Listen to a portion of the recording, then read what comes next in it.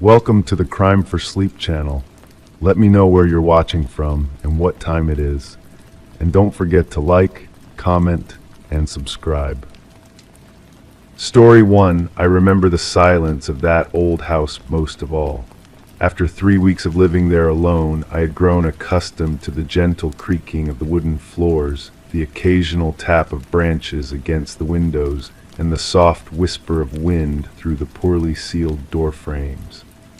These sounds had become my constant companions, predictable and oddly comforting. Until that Wednesday evening in late October, when something different caught my attention. At first I couldn't place it, a faint buzzing, almost imperceptible, coming and going in 3-second intervals. I lowered the book I was reading and tilted my head, trying to locate the source. The living room was bathed in the amber glow of a single-floor lamp, casting long shadows across the antique furniture I had inherited along with the house. The buzzing came again. This time I was certain it originated from the fireplace, a grand brick structure that dominated the north wall, unused since I had moved in. Setting my book aside, I approached slowly, feeling the temperature drop with each step closer to the cold hearth. There it was again, a vibration, faint but unmistakable. I knelt before the fireplace, the rough brick pressing against my knees through my thin pajama pants. The buzzing had stopped, but something told me to investigate further. I reached for my phone and turned on its flashlight, directing the beam up the chimney. Nothing seemed unusual at first glance, just soot-stained brick and the distant square of night sky above. But then I noticed it, a small section of bricks near the bottom right corner that didn't quite match the others. The mortar looked fresher, less weathered. I pressed my fingertips against one brick, surprised to feel it give slightly under the pressure. It wasn't properly set. With minimal effort, I worked it loose, revealing a small cavity behind. The buzzing started again, louder now, definitely coming from inside the wall. One by one, I removed 4 additional bricks, setting them carefully on the hearth. My fingers were black with soot, my breathing shallow and measured. The final brick came free, revealing a small package wrapped in cloth. I hesitated before touching it. The house had belonged to my great-aunt Margaret, a woman I had met only twice before she passed 3 months ago. The lawyer had seemed surprised when her will was read, leaving everything to her beloved grandniece. No one had expected it, least of all me. I knew precious little about her life, her habits, her secrets. The buzzing started again, and I finally reached for the package, unwrapping the cloth with careful movements. Inside was a phone, not a modern smartphone, but a basic burner model with a physical keypad and a small screen. The screen was cracked in one corner but still illuminated, showing a low battery warning. That explained the intermittent buzzing, a dying battery desperately signaling for attention. The phone was password protected, but the lock screen displayed a notification for one video. My finger hovered over the notification, a strange reluctance holding me back. Why would someone hide a phone in a chimney? And why was it suddenly alerting now, weeks after I had moved in? I took a deep breath and pressed the notification. To my surprise, it opened without requiring a password, perhaps an oversight in the phone's security settings. The video began to play automatically. The footage was dark at first, grainy and poorly focused. As my eyes adjusted to the dim quality, I recognized the location with a sudden chill spreading across my skin. It was my bedroom.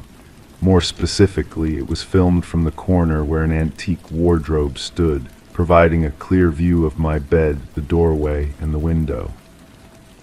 The timestamp in the corner indicated this video was recorded 3 months ago, before my great-aunt's death, before I had ever set foot in this house.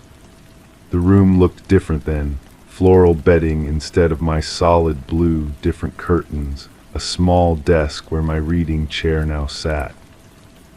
For several minutes, nothing happened in the video. Just an empty bedroom, occasionally shifting as the hidden camera adjusted to changes in light. Then, the bedroom door opened. My great aunt Margaret entered, moving slowly with the aid of a cane I had found in the hall closet.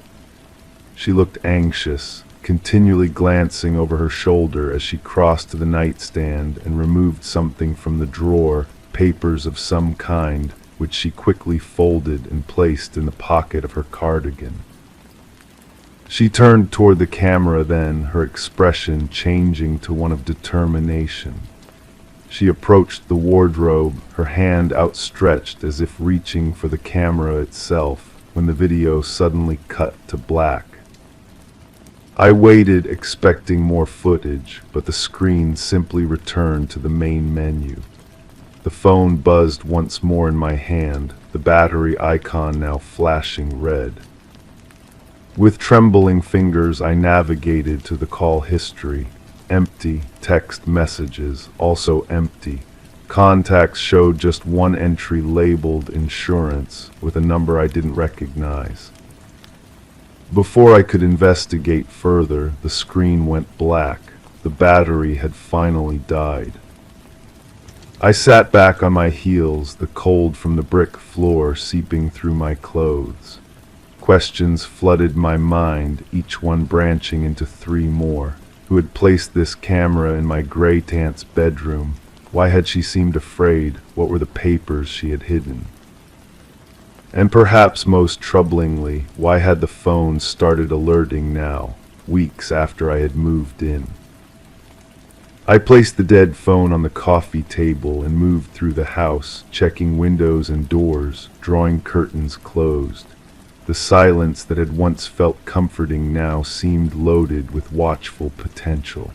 I found myself imagining eyes in every shadow, observers behind every pane of glass.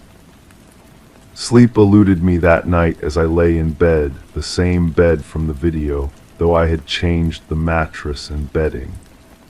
I couldn't shake the feeling that the camera in the wardrobe had been just one of many, that my inheritance came with unseen strings attached.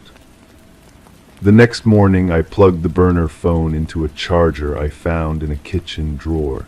It took nearly an hour before the screen flickered back to life, displaying the same lock screen. This time I was determined to bypass the password. After several failed attempts with obvious combinations, my great-aunt's birthday, her address, her husband's name, I tried the last 4 digits of the single contact labeled insurance. The phone unlocked immediately.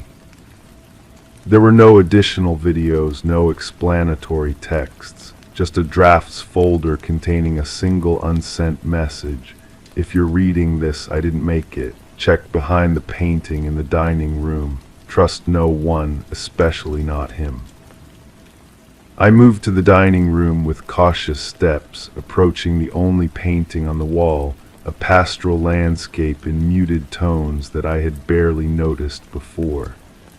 When I lifted it from its hook, I discovered a small wall safe concealed behind it. The combination eluded me for days. I tried every significant number I could think of related to my great-aunt, but nothing worked. It wasn't until I remembered the timestamp on the video, the exact date and time, that the safe finally yielded to my touch. Inside was a single manila envelope containing property deeds, insurance policies, and a handwritten letter addressed to me. My great-aunt's elegant script filled 3 pages with a story I could scarcely believe, of threats, of surveillance, of a decades-long dispute over land boundaries that had escalated to dangerous proportions. Her neighbor, a man I had yet to meet despite living next door for weeks, had been systematically intimidating her, attempting to force her to sell portions of her property that contained valuable water rights. The cameras, she wrote, had appeared shortly after she had refused his final offer. The phone had been her attempt to gather evidence of the intrusions.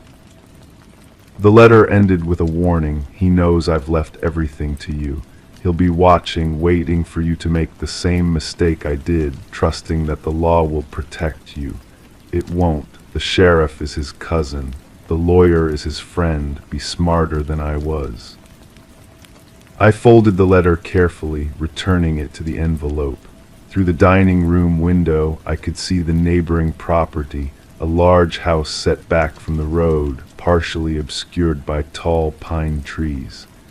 A light was on in an upstairs window, a silhouette briefly visible against the curtain.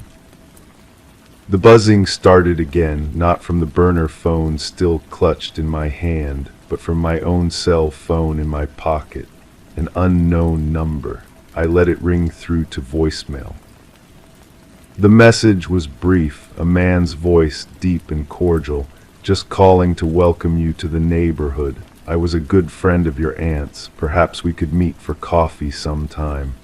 I have a proposition I think you'll find quite interesting. I deleted the message but saved the number. Evidence, I thought, just like my great-aunt had been collecting. I returned to the fireplace and carefully replaced the bricks, concealing the hiding spot once more. Then I went upstairs, opened my laptop, and began researching security systems with off-site monitoring. The house was silent again, but I no longer found comfort in the quiet.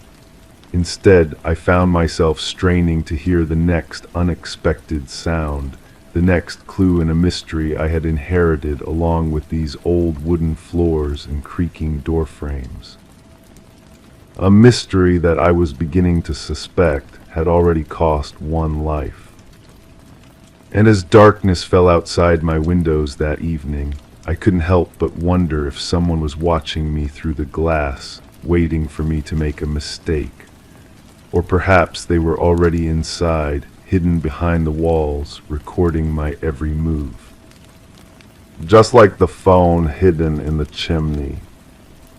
Story 2, during a genealogy test, her results were flagged for irregularities.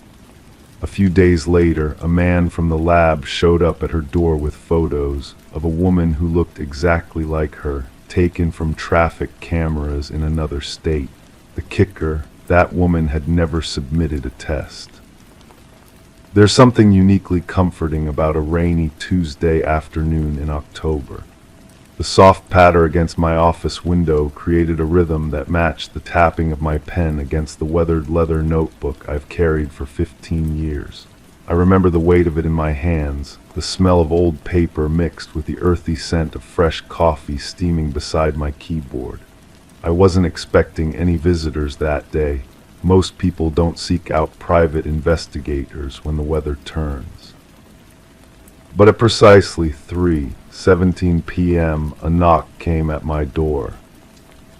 She stood in the doorway, rainwater still clinging to her jacket. Anna Peterson, 34, genetics counselor, with eyes that carried the unmistakable weight of someone whose world had just tilted on its axis.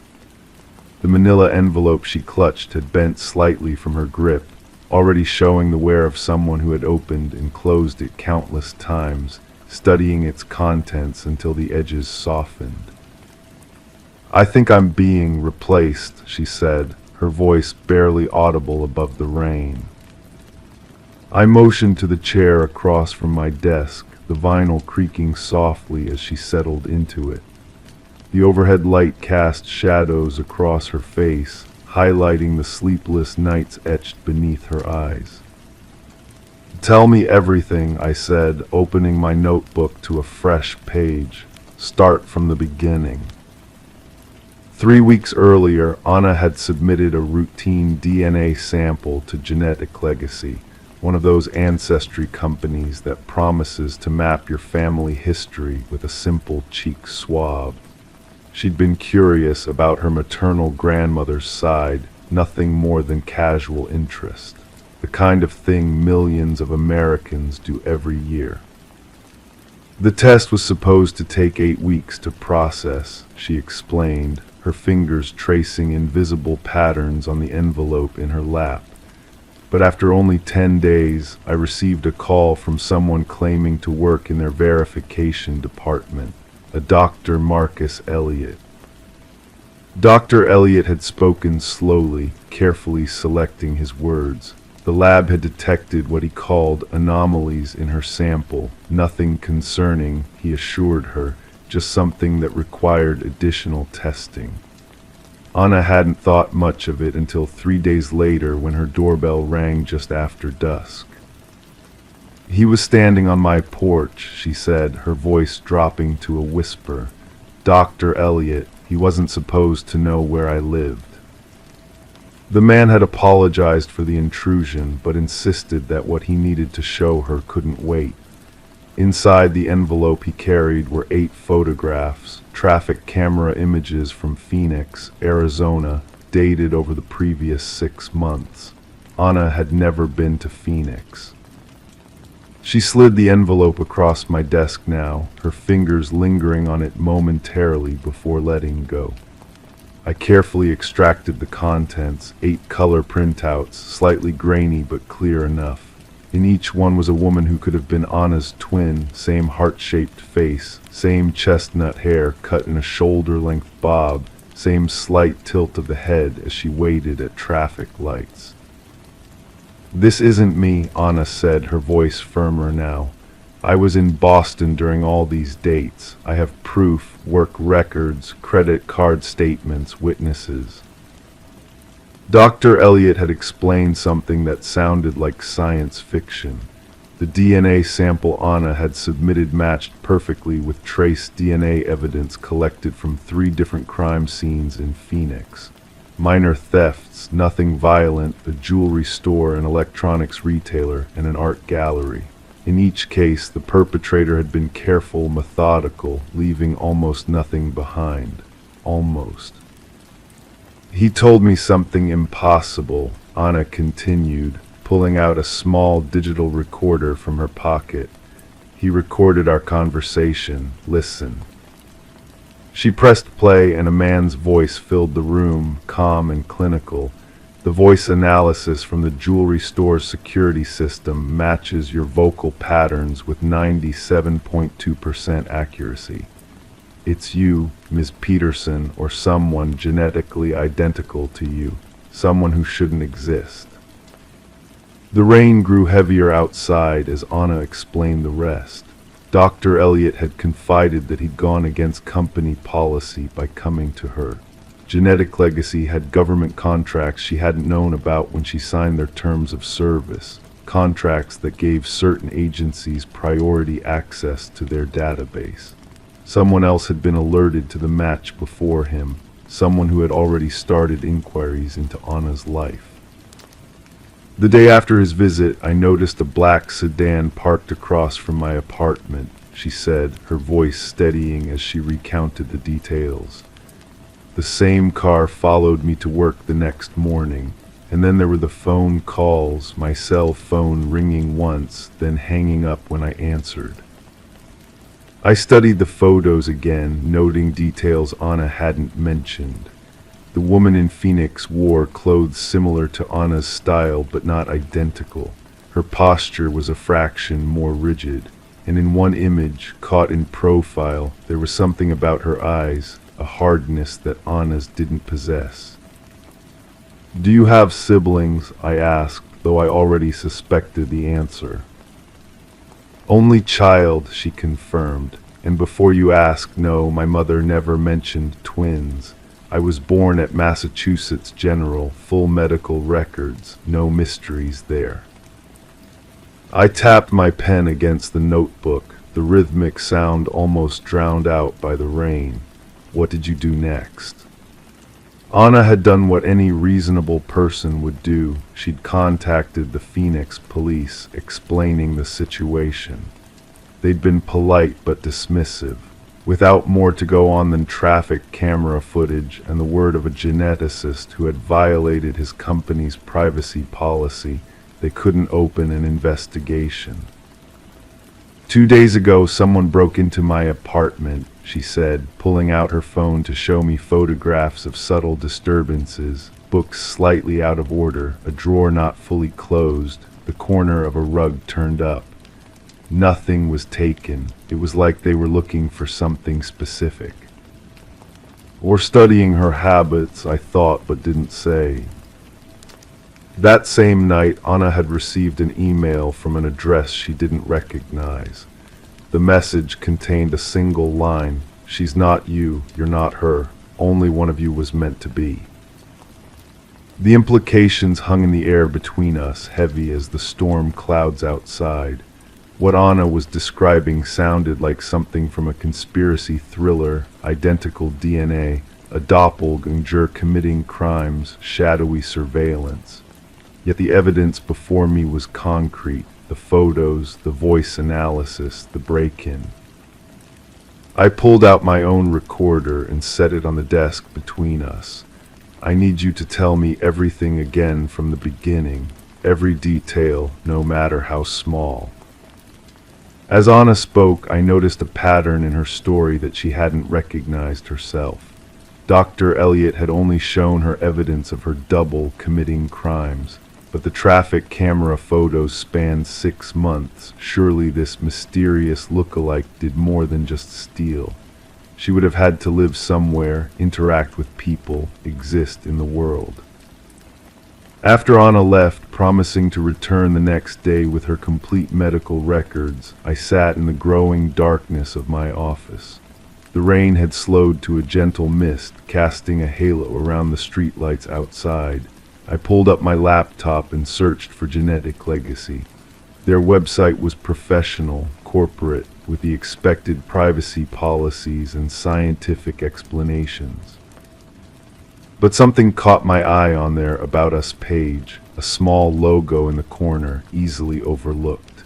It belonged to Helix Innovations, a biotech company that had made headlines 5 years earlier for advancements in genetic research before suddenly going quiet. There had been rumors of military applications, quickly denied and buried under non-disclosure agreements. I reached for my phone, scrolling through contacts until I found him, an old colleague who now worked in cybersecurity for a healthcare conglomerate. If anyone could dig deeper into Genetic Legacy's connections, it would be him. As I waited for him to answer, I looked again at the photos of Anna's double.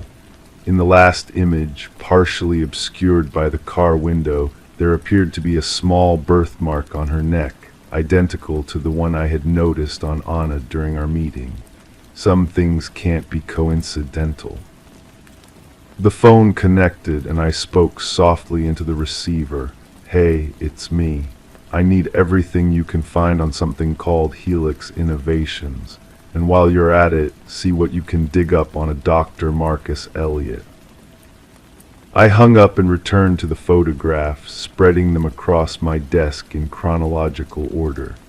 The woman, whoever she was, had been in Phoenix for at least 6 months. 6 months of living another life with Anna's face, Anna's DNA, Anna's voice. "Only one of you was meant to be." The words from the email echoed in my mind as I stared at the images. Which one was the original? Could they both be copies of something else entirely?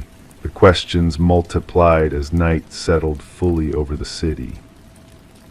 In my 15 years as an investigator, I'd seen cases of mistaken identity, twins separated at birth, elaborate frauds and impersonations. But I'd never encountered anything like this, a perfect genetic match living parallel lives across the country from each other. One a law-abiding citizen, the other a careful criminal. As I finally prepared to leave the office, my phone buzzed with a text message from my contact. Helix went dark after a government acquisition. Official records sealed, but Elliot isn't who he claims to be. Call me. I locked the photos in my desk drawer, but the image of the 2 identical women stayed with me as I walked to my car through the misty evening. Somewhere in Phoenix, a woman with Anna's face was going about her life, perhaps unaware that questions about her existence were being asked 2,000 miles away. Or perhaps she knew exactly what she was and why she had been created. The following morning would bring answers, or at least more questions. But one thing was already clear. In the world of genetic science, some boundaries were never meant to be crossed. And once they had been, there was no going back to not knowing. Only one of you was meant to be. But which one? Story 3. I still remember the way the late afternoon light slanted through the windows that day. Golden and rich, it spilled across the hardwood floors of apartment 714, making the space feel warm and inviting. The real estate agent, or who I believed was the real estate agent, checked his watch as I ran my fingers along the smooth countertop of the kitchen island. "Take your time," he said softly. "No rush at all." There was something about his patience that I appreciated. In a city where apartments vanished within hours of being listed, his unhurried manner was refreshing. I wandered toward the windows, drawn to the view that stretched across the city skyline. 7 floors up, the perspective was perfect, high enough to escape the street noise, but not so elevated that the city lost its human scale. "The previous tenant left rather suddenly," he mentioned casually as I tested the bathroom faucet. "The water ran clear and strong. Corporate relocation. Their loss is your gain." I nodded, already imagining my furniture in the space, already feeling at home in a way I hadn't in my previous 3 apartments. There was something about this place that felt right, like it had been waiting for me. "I'll take it," I said, the words tumbling out before I could second-guess myself. He smiled, opening his leather portfolio. "Excellent choice, Ms. Reeves. I just need you to fill out these forms, and we can get you moved in by the weekend." It wasn't until 3 weeks later that the first droplet fell. I was preparing dinner, slicing vegetables for a stir-fry, when I felt it, cold and unexpected, on the back of my neck. Looking up, I noticed a small, darkening circle on the ceiling. Within minutes, it had grown to the size of a dinner plate. I called the property management number listed on my lease agreement. After 3 rings, a man answered. "Westbrook Properties, this is Daniel speaking. How can I help you?" "Hi Daniel, this is Claire Reeves in apartment 714.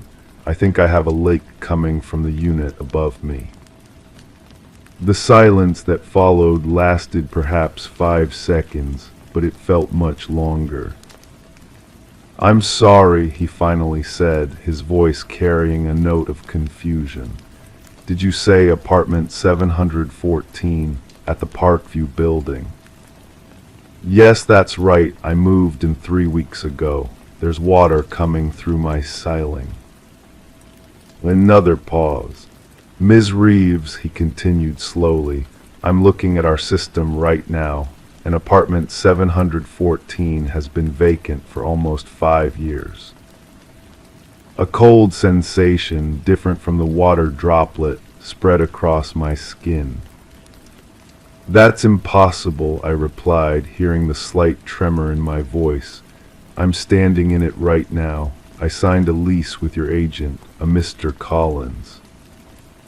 "We don't have anyone named Collins working for Westbrook Properties." I rushed to my desk drawer where I'd stored the lease papers, pulling them out with trembling hands. Flipping to the signature page, I felt my breath catch. Where I clearly remembered seeing Thomas Collins in neat handwriting, there was now just an illegible scrawl. My eyes darted to the emergency contact information, a phone number I had assumed was the property management's direct line. It was my own cell phone number. "Ms. Reeves, are you still there?" "Yes," I whispered, staring at the document. "I'm going to need to call you back." That night I couldn't sleep. The leak had stopped as mysteriously as it had started, leaving only a damp circle on the ceiling. I sat in my living room, lights on, leased papers spread across the coffee table, trying to make sense of what was happening. The rent checks I'd written, who had cashed them, the keys I was using, who had given them to me. The next morning I knocked on my neighbor's door in 712. A woman in her 60s answered, surprised to see someone in the hallway. "I'm sorry to bother you," I began. "I just moved into 714, and I was wondering if you knew anything about the apartment or the previous tenants." She studied my face with narrowed eyes. 714 has been empty since that terrible business with the Schiefers. Nobody's lived there since. The Schiefers, I felt my mouth go dry. Young couple, lovely people. He was an architect. She taught music at the community college. She lowered her voice. They were both found dead in that apartment. Carbon monoxide poisoning, they said. Faulty ventilation in the fireplace. I hadn't even noticed there was a fireplace. I thanked her and returned to my apartment, immediately walking to what I had assumed was a decorative alcove in the living room. Behind the small bookshelf I had placed there, I found the sealed opening of a fireplace. That afternoon, I visited the building superintendent's office in the basement. The elderly man looked up from his crossword puzzle, adjusting his glasses. "What can I do for you?" he asked. "I need to know about apartment 714, I said. "I've been living there for 3 weeks. His expression didn't change. "Nobody lives in 714. Management can't rent it out because of the history." "But I'm living there. Someone gave me keys, had me sign a lease." He set down his pencil. "Mind if I see those keys?" I placed them on his desk. He picked them up, turned them over in his palm, then placed them back down. "These aren't building keys," he said quietly. "Our keys have a special security pattern cut into them. These are just regular keys that happen to fit the lock." "That's not possible," I insisted, though doubt was creeping in. "Come with me," he said, standing up with a slight groan. "Let's go look at this apartment of yours." We rode the elevator in silence. When we reached the 7th floor, I led him to 714 and inserted my key. The door swung open. "See," I gestured to my furniture, my clothes hanging in the open closet, dishes drying beside the sink. The superintendent's face had gone pale. He stepped inside cautiously, looking around as if seeing ghosts. "This apartment was sealed after the investigation," he murmured. "The locks were changed. No one should have been able to get in here." "Well, someone did," I said, "and they rented it to me." He walked to the kitchen counter where I had left that morning's coffee mug and touched it gingerly, as if confirming it was real. "Did you pay first and last month's rent?" he asked suddenly. "Yes, and a security deposit." "Linkash." I nodded slowly. "And the man who showed you the apartment, can you describe him?" I closed my eyes, trying to recall details. Mid-40s, well-dressed, dark hair graying at the temples. He had a small scar near his right eyebrow. The superintendent's face went even paler. "That sounds like Richard Schieffer, the man who died here 5 years ago." Over the next few days, I learned more pieces of the puzzle. The building's security cameras showed me entering the building 3 weeks ago, alone. They showed me carrying boxes, furniture, bags, but always by myself. No real estate agent, no Mr. Collins. The property management company had no record of my tenancy. The bank confirmed my checks had never been cashed. They were still sitting in my account, the funds never withdrawn. Yet I had keys, I had furniture in an apartment that was supposed to be sealed. I had memories of signing papers with a man who had died 5 years earlier. The police were baffled, the building owners were terrified of liability, and I didn't know what to believe anymore. Yesterday I decided to examine the fireplace more closely. Behind the sealed cover, I found an old metal box wedged into the flue. Inside were two things: a set of building keys identical to the ones the superintendent had shown me, and a handwritten note on yellowed paper. To whoever finds this, we were not the first. We will not be the last. The apartment chooses. It opens itself to those who need a transitional space. When you're ready to move on, leave your keys for the next person.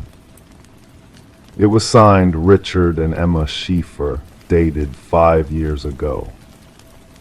I'm writing this account now as I sit in apartment 714, watching the sunset paint the walls with that same golden light I fell in love with on that first day.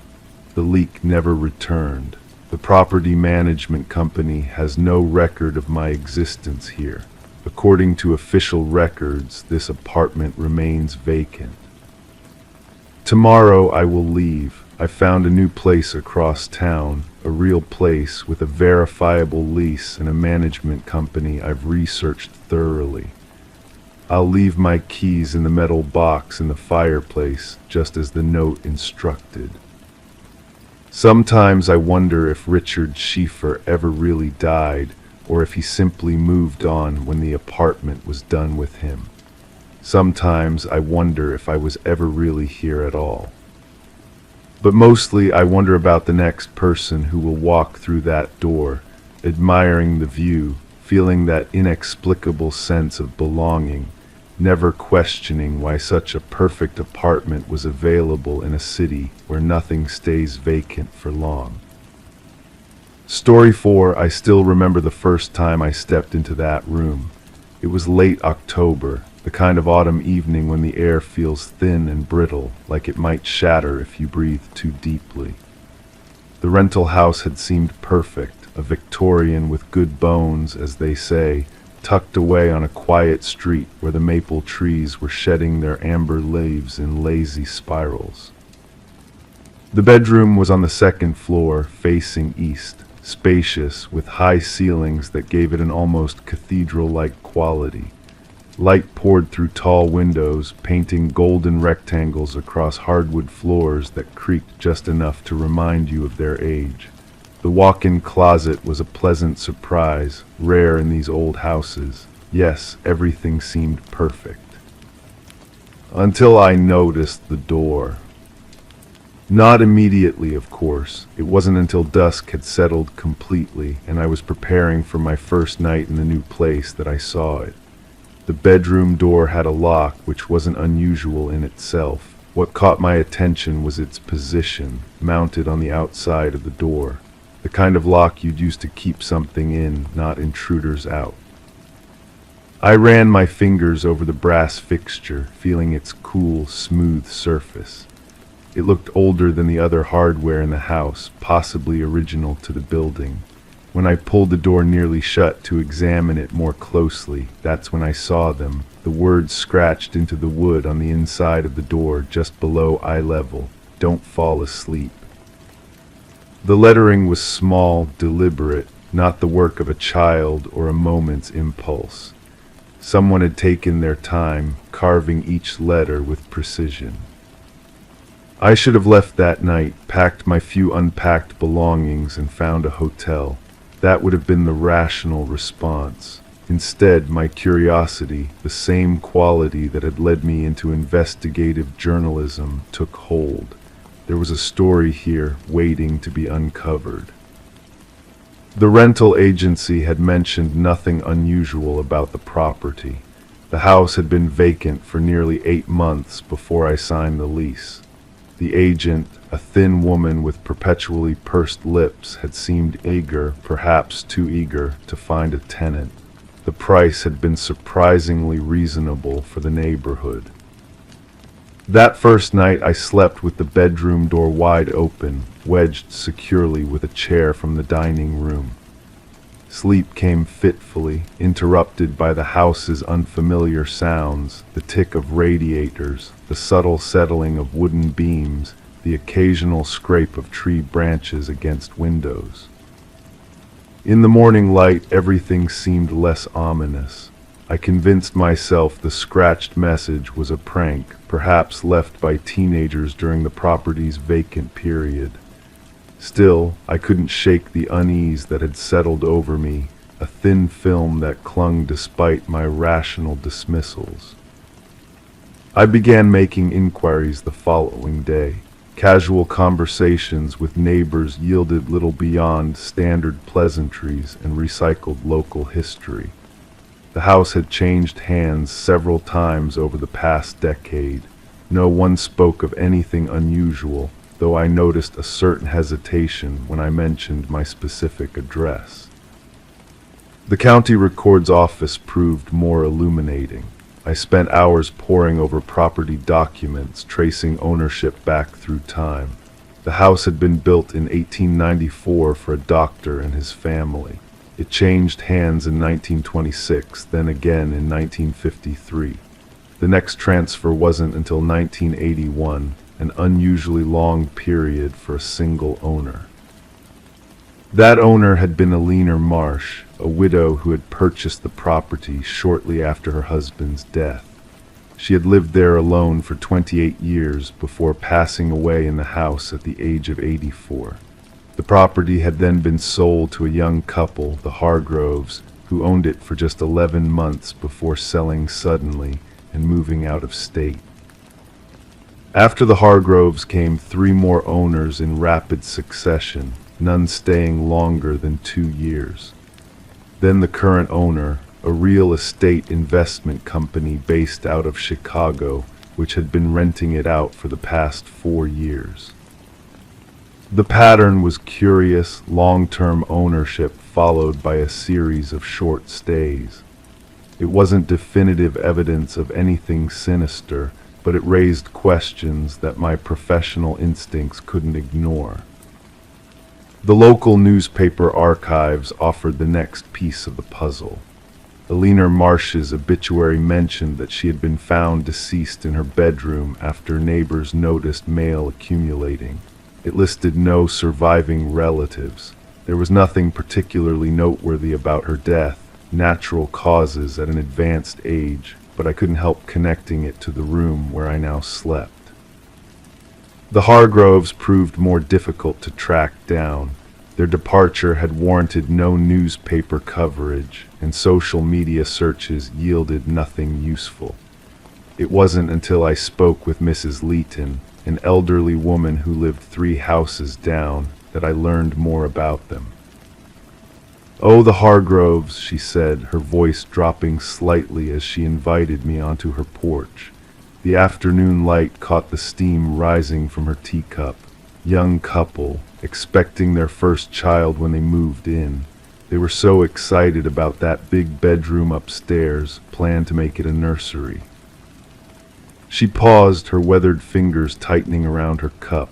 They left so suddenly, didn't even have a moving truck, just packed what would fit in their car and left before dawn. Sarah, Mrs. Hargrove, she came to say goodbye. She seemed frightened. Wouldn't tell me why they were leaving, just that they couldn't stay another night. Did she mention anything about the bedroom, the one with the lock on the outside of the door? I asked. Mrs. Leeton's eyes widened slightly. The lock is still there. I thought they would have removed it after what happened with the Marsh boy. "The Marsh boy," I prompted when she fell silent. She sighed, looking past me toward the house. Eleanor Marsh didn't just live there alone. She had a son, Thomas. He wasn't right, as people used to say, had episodes where he'd become dangerous, mostly to himself. This was before they had good medications for such things. She kept him at home instead of committing him to an institution. That bedroom, it was his. The lock was to keep him safe during his episodes. The pieces were beginning to align, forming a picture I wasn't sure I wanted to see clearly.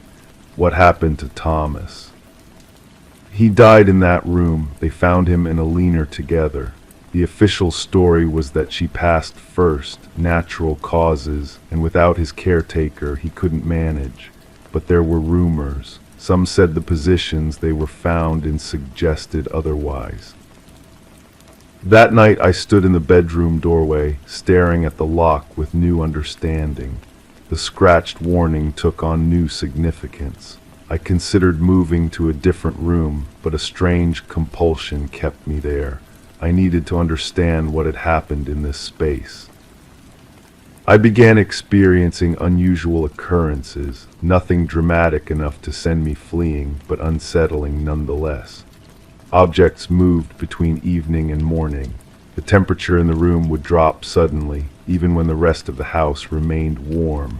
And sometimes, in the liminal space between wakefulness and sleep, I could swear I heard soft scratching sounds from inside the closet. On my 7th night in the house, I decided to test a theory. I positioned my phone to record the room while I slept, the camera angled to capture most of the space, including the closet door. I left the bedroom door open as usual, secured with a chair, and eventually drifted into uneasy sleep. The recording revealed nothing unusual until approximately 3:17 a.m. The audio picked up first, a soft scraping sound, followed by what might have been labored breathing. Then the closet door moved, opening just a few inches. The space between door and frame appeared empty, just darkness. For nearly 20 minutes, nothing else happened. Then the door slowly closed again. I watched the recording 5 times, trying to identify any natural explanation: air currents, house settling, tricks of light and shadow. I found none. That afternoon, I visited the County Historical Society, searching for photographs of the Marsh family. In a collection from the 1960s, I found what I was looking for: a family portrait showing Alina, her husband Richard, and a young man who must have been Thomas. He appeared to be in his 20s, with a soft, undefined face and eyes that didn't quite focus on the camera. His posture was rigid, hands clenched at his sides. The archivist noticed my interest. "The Marsh family," she said quietly. "Sad story." "I'm living in their house," I admitted. "I'm trying to understand its history." She studied me for a moment, then disappeared into a back room. When she returned, she carried a thin file folder. "These aren't officially part of our collection. They're newspaper clippings and notes that didn't make it into the public record." She hesitated. "There are things about Thomas Marsh that the family worked hard to keep quiet." The file contained police reports detailing incidents involving Thomas, violent episodes, self-harm, destruction of property. But most disturbing was a handwritten statement from a housekeeper who had worked for the Marshes in the early 1970s. She described finding bizarre scratches and writings all over Thomas's room, hidden behind furniture and inside the closet. Messages that made no sense except for one recurring phrase: "It comes when I sleep." I returned to the house as sunset painted the sky in watercolor hues of orange and purple. Standing in the bedroom, Thomas's bedroom, I began methodically examining every surface. I moved furniture, peered behind the radiator cover, checked under the window seats. In the closet behind where clothes would normally hang, I found them, dozens of scratched messages covering the back wall. Most were illegible now, faded with time or painted over, but enough remained to chill my blood. "It waits in the dark. Don't close your eyes. It wants inside." And then, scratched larger than the rest, "Mother knows it's real." I spent that night in a hotel. The following day, I gave notice to the rental agency. The agent seemed unsurprised, almost resigned, as if she'd been expecting my call. When I mentioned Thomas Marsh, she quickly ended the conversation. Before I left the house for good, I did one final thing. I removed the lock from the bedroom door, not just unlocking it, but unscrewing the entire mechanism from the wood. As I worked, I could feel a heaviness in the air around me, a pressure that seemed to pulse with silent disapproval. The last thing I saw as I walked out was the bedroom door, slowly swinging closed despite the absence of any breeze. I still drive by the house occasionally. New tenants moved in 3 months ago, another young couple drawn by the spacious rooms and attractive price. Sometimes I think about knocking on their door, about telling them what I discovered, but would they believe me? Or would they need to find the scratched warnings themselves, to feel the weight of unseen eyes watching them drift towards sleep? I wonder if they've noticed yet that the bedroom door, the one that once locked from the outside, now never quite stays open, no matter what they place against it. I wonder if they've begun to hear the scratching from inside the closet growing louder each night. And I wonder if they've discovered yet what Thomas knew, what Alina finally learned, and what I came too close to understanding, that in that room something waits for you to close your eyes, something that has all night to find its way in. Something that's been waiting a very long time. Story 5. I've been a detective for 17 years, but some cases still cling to me like morning mist that refuses to burn away. The Everlie case is one of those puzzle where each piece seemed to fit until you realized the entire picture was wrong.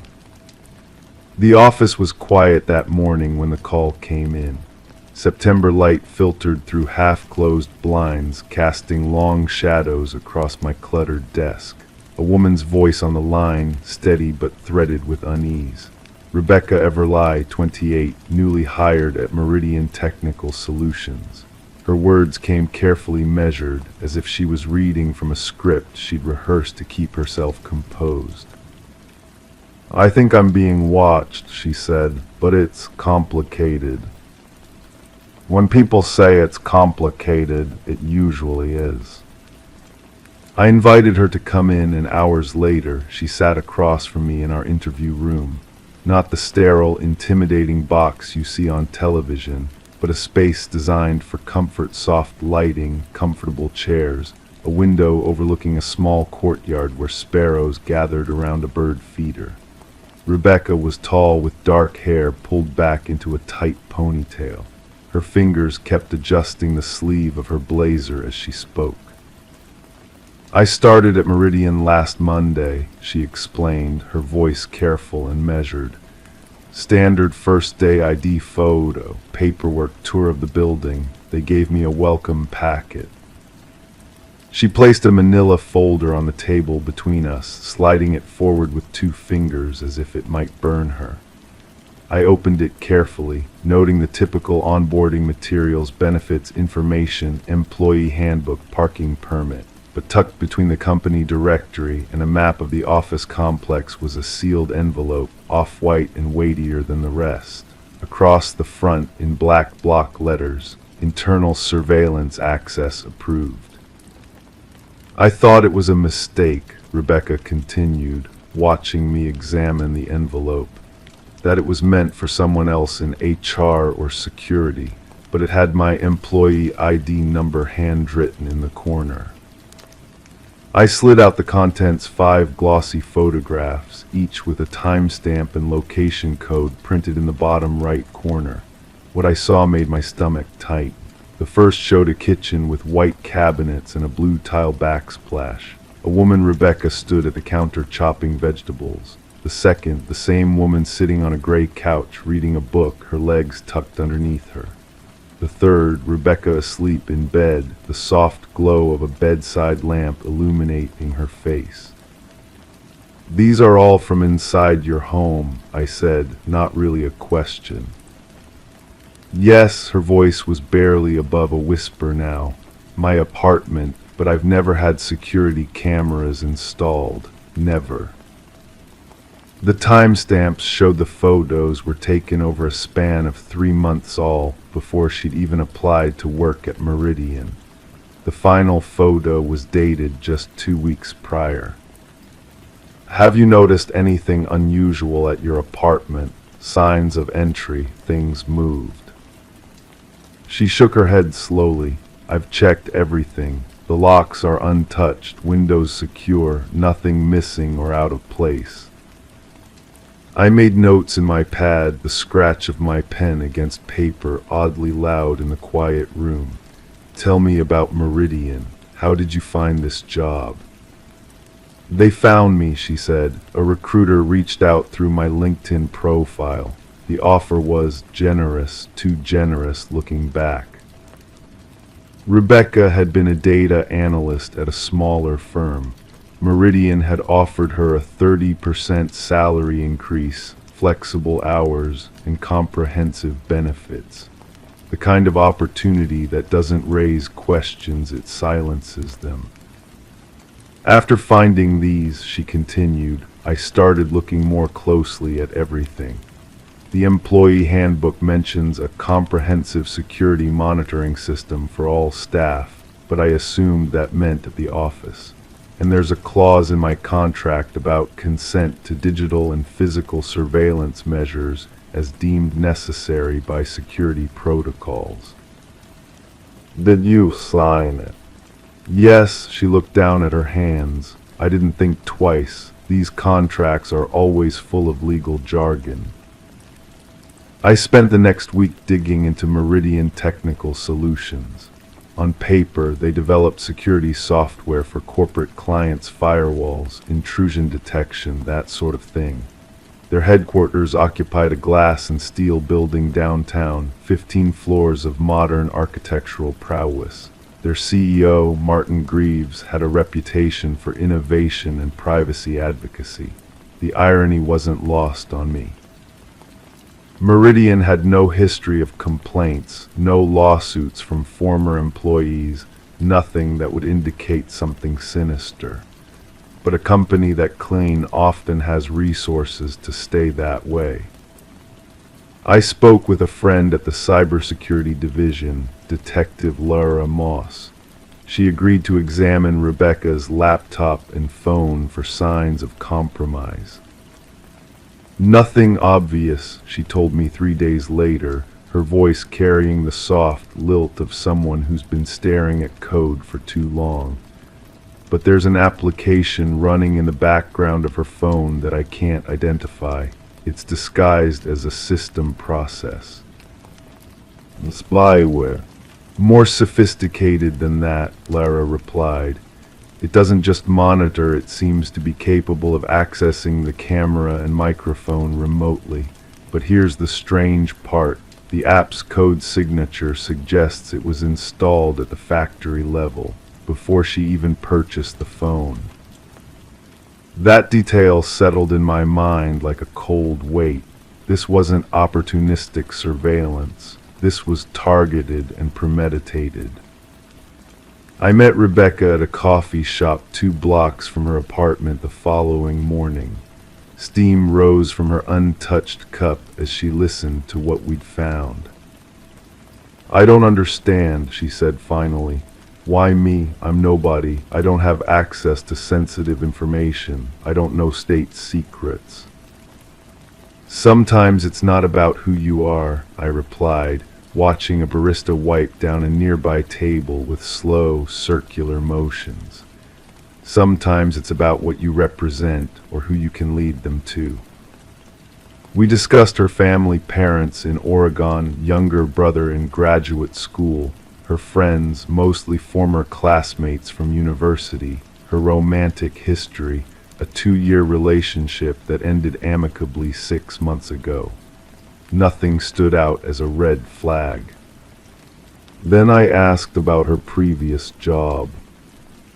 Arroyo Analytics, she said. Small firm, but we had some interesting contracts. mostly data analysis for insurance companies, retail chains, nothing classified. Any government contracts. She hesitated, her finger tracing the rim of her cup. One, a short-term project with the Department of Energy, statistical analysis of power grid vulnerabilities. And there it was, the thread I'd been searching for. Further investigation revealed that 3 other former Arroyo employees who'd worked on that same DOE project had also been recruited by Meridian within the past year, all with unusually generous offers, all now working in separate departments with seemingly no connection to their previous energy grid work. When I tried to access the DOE contract details, I hit a wall of classified restrictions. My request for information was denied, then mysteriously, the record of my request itself disappeared from the system. I called Rebecca on a secure line we'd established. I need you to continue working at Meridian as if nothing's wrong, I told her, but I'm going to need something from you. The risk was calculated but significant. Rebecca agreed to install a modified version of the same monitoring software we'd found on her phone onto her work computer. It would allow us to see what Meridian was seeing. 3 days later at 2:17 a.m., the program activated. Someone remotely accessed Rebecca's work computer, not to monitor her work, but to use her credentials to download files from a secure server. Files related to the power grid vulnerability study she'd participated in at Arroyo. The access came from within Meridian's building, from an office on the 14th floor, an office assigned to Chief Security Officer Lawrence Crane. The next morning, I requested a warrant to search Crane's office and home. Judge Winters, a woman known for her careful consideration of evidence, reviewed our findings and granted the warrant with unusual speed. Crane's office was immaculate, too immaculate. No personal items, no photos, nothing to suggest the space belonged to anyone specific. His home told a different story. Hidden behind a false wall in his study, we found servers humming quietly, storing terabytes of surveillance data, not just on Rebecca, but on 17 other Meridian employees, all former contractors on various government projects. Lawrence Crane was not at home when we arrived. He hasn't been found since. His real identity remains unknown. Fingerprints and DNA matched no records in any database we could access. The photographs he'd used on his Meridian ID and company website have been run through facial recognition software with no matches. Rebecca Everly resigned from Meridian the day after our search. The company issued a statement expressing shock and claiming no knowledge of Crane's activities. Their cooperation with our investigation has been perfect, too perfect, perhaps. The kind of cooperation that feels practiced, as if they've prepared for this contingency. The DOE has since classified all details of the power grid vulnerability study. The other former Arroyo employees have been placed under protective surveillance, the legitimate kind, with their full knowledge and consent. As for Rebecca, she's moved to a new apartment in a different city. She checks for cameras daily, she tells me, keeps her curtains drawn. She started a new job at a small local company with no government contracts. I still think about the Everly case on quiet mornings when light filters through my office blinds. I wonder what information was so valuable that someone would orchestrate such an elaborate scheme to access it. I wonder who Lawrence Crane really was and who he worked for. But mostly, I wonder how many other welcome packets are being handed to new employees somewhere right now, with sealed envelopes tucked between the pages. How many other people are being watched through windows they thought were private? How many files are being stored in names that don't belong to those who created them? Sometimes the most disturbing truth isn't what we discover. It's what remains hidden. Story 6. At first it was small things, missing snacks, shifting picture frames. Then one night the back panel of the closet fell loose, revealing a tunnel. At the end, a mattress, a stack of empty journals, and a recent photo of her asleep, taken from inches away. The call came in on a Tuesday morning. A woman's voice, steady but threaded with something I'd learned to recognize as contained panic. I've been a detective with the Headington Police Department for 17 years, and you develop an ear for the different tones of distress. I need someone to come look at my house, she said. I think someone has been living inside my walls. The late October rain tapped against the windows of my department-issued sedan as I pulled up to 2417 Maple Street. The house was a 1920s craftsman, the kind with good bones and secret spaces, perfect for hiding things or people. Sarah Morris met me at the front door, mid-30s, hair pulled back in a practical ponytail, dark circles under intelligent eyes. A high school English teacher, she'd moved here 3 years ago after her divorce. She led me through rooms filled with books and plants, the kind of home that felt lived in but tidy. It started about 6 months ago, she explained, her voice carefully measured as we settled in her living room. The subtle scent of cinnamon hung in the air from a half-burned candle on the coffee table. Just little things at first. A box of crackers I was sure I hadn't finished. A coffee mug in the sink I didn't remember using. She paused, tracing a finger along the arm of her sofa. I noticed her nails were bitten to the quick. I thought maybe I was just forgetful, working too hard, not getting enough sleep. But then I started noticing other things. The sound of rain intensified outside, a soft drumming against the roof. I took notes in my small leather-bound notebook, the scratch of my pen against paper oddly loud in the quiet room. Like what? I prompted gently. Picture frames moved slightly, not dramatically, just rotated a few degrees, books reshuffled, and then she took a deep breath. I started feeling like someone was watching me, especially at night. Many of my cases begin this way, that creeping sensation of being observed. Usually it's nothing, the mind playing tricks, shadows behaving strangely in old houses. But occasionally, rarely, it's something more. Last week I found a hairpin in my bathroom that wasn't mine, and once I woke up in the middle of the night and thought I heard breathing, not just normal house sounds, but rhythmic, human. I nodded, keeping my expression neutral. And what happened last night? Sarah led me upstairs to her bedroom. A simple space, queen bed with a navy comforter, nightstand with a stack of novels, a dresser, and a closet with sliding doors.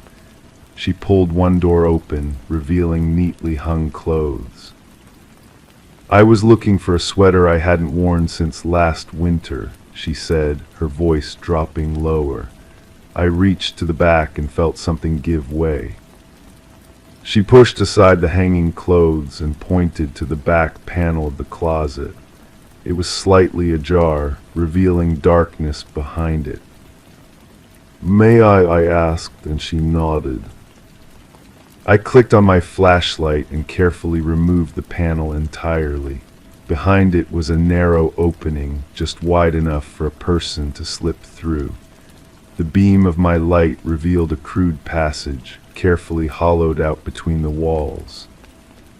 This house, Sarah whispered, it has these strange spaces. The realtor mentioned something about Prohibition-era hiding spots, but I never imagined. I squeezed into the opening, dust and insulation fibers dancing in the beam of my flashlight. The passage continued, sloping downward toward what I assumed was the ground floor.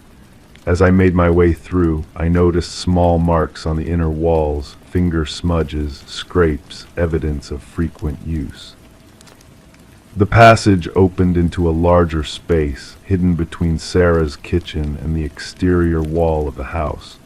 A crawl space that had been converted into something else entirely, a living space.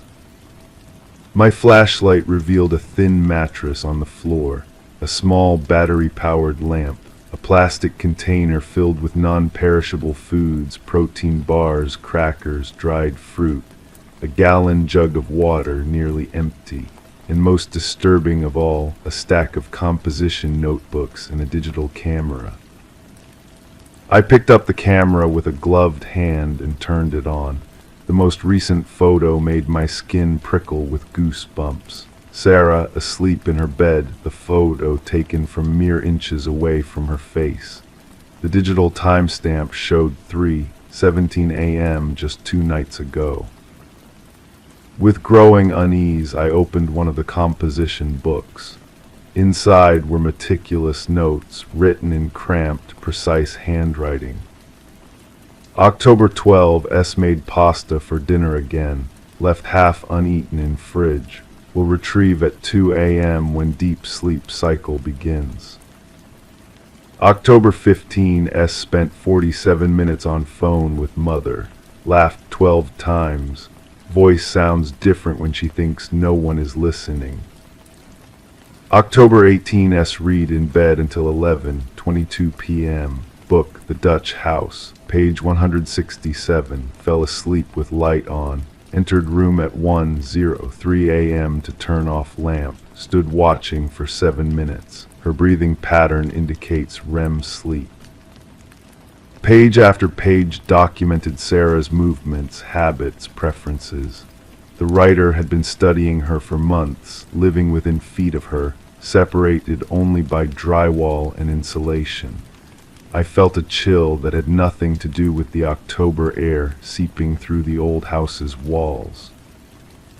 I carefully made my way back through the passage and found Sarah sitting on the edge of her bed, arms wrapped around herself. "There's someone," I said gently, "or there was. We need to secure the house and bring in a team." Within an hour, the quiet home on Maple Street was filled with officers. Crime scene technicians dusted for prints and collected evidence from the hidden space. Officers searched the entire house, checking for other secret passages or hiding places. "The fingerprints will tell us who," I told Sarah as she sat at her kitchen table, hands wrapped around a mug of tea that had long gone cold. "But I have a theory about the how." I showed her what one of the officers had discovered, a barely noticeable gap between the foundation and the decorative lattice that surrounded the base of the house, just wide enough for a slender person to slip through and access the crawl space. "They've likely been entering at night, maybe watching the house, learning your schedule." Sarah's face was pale. "How long do you think?" "Based on the journals, at least 4 months. The technicians found multiple fingerprints in the hidden space that didn't match Sarah's. When we ran them through the database, we got a hit almost immediately. Daniel Mercer, 32 years old, previously arrested for stalking and breaking and entering 3 years earlier in another state, released after serving 18 months. What the database didn't tell us, but what we would soon discover, was that Daniel Mercer had been Sarah's student at her previous school in Ohio. A troubled 17-year-old when she taught him, now a man who had tracked her across state lines and made himself at home in the spaces between her walls. We found him 2 days later, sleeping in his car 3 blocks from Sarah's house. He had been watching, waiting for the police presence to diminish so he could return to his hidden sanctuary. When we arrested him, he was calm, almost relieved. In his possession was another composition book filled with more observations about Sarah, her habits, her conversations, her sleeping patterns. She never knew I was there, he told me during the interrogation, his voice soft and reasonable, as if explaining something obvious. I just wanted to be close to her, to protect her.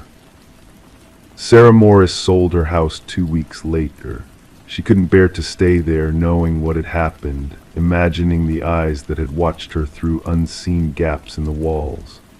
Sometimes I drive past that old Craftsman, now vacant, a for sale sign swaying gently in the front yard.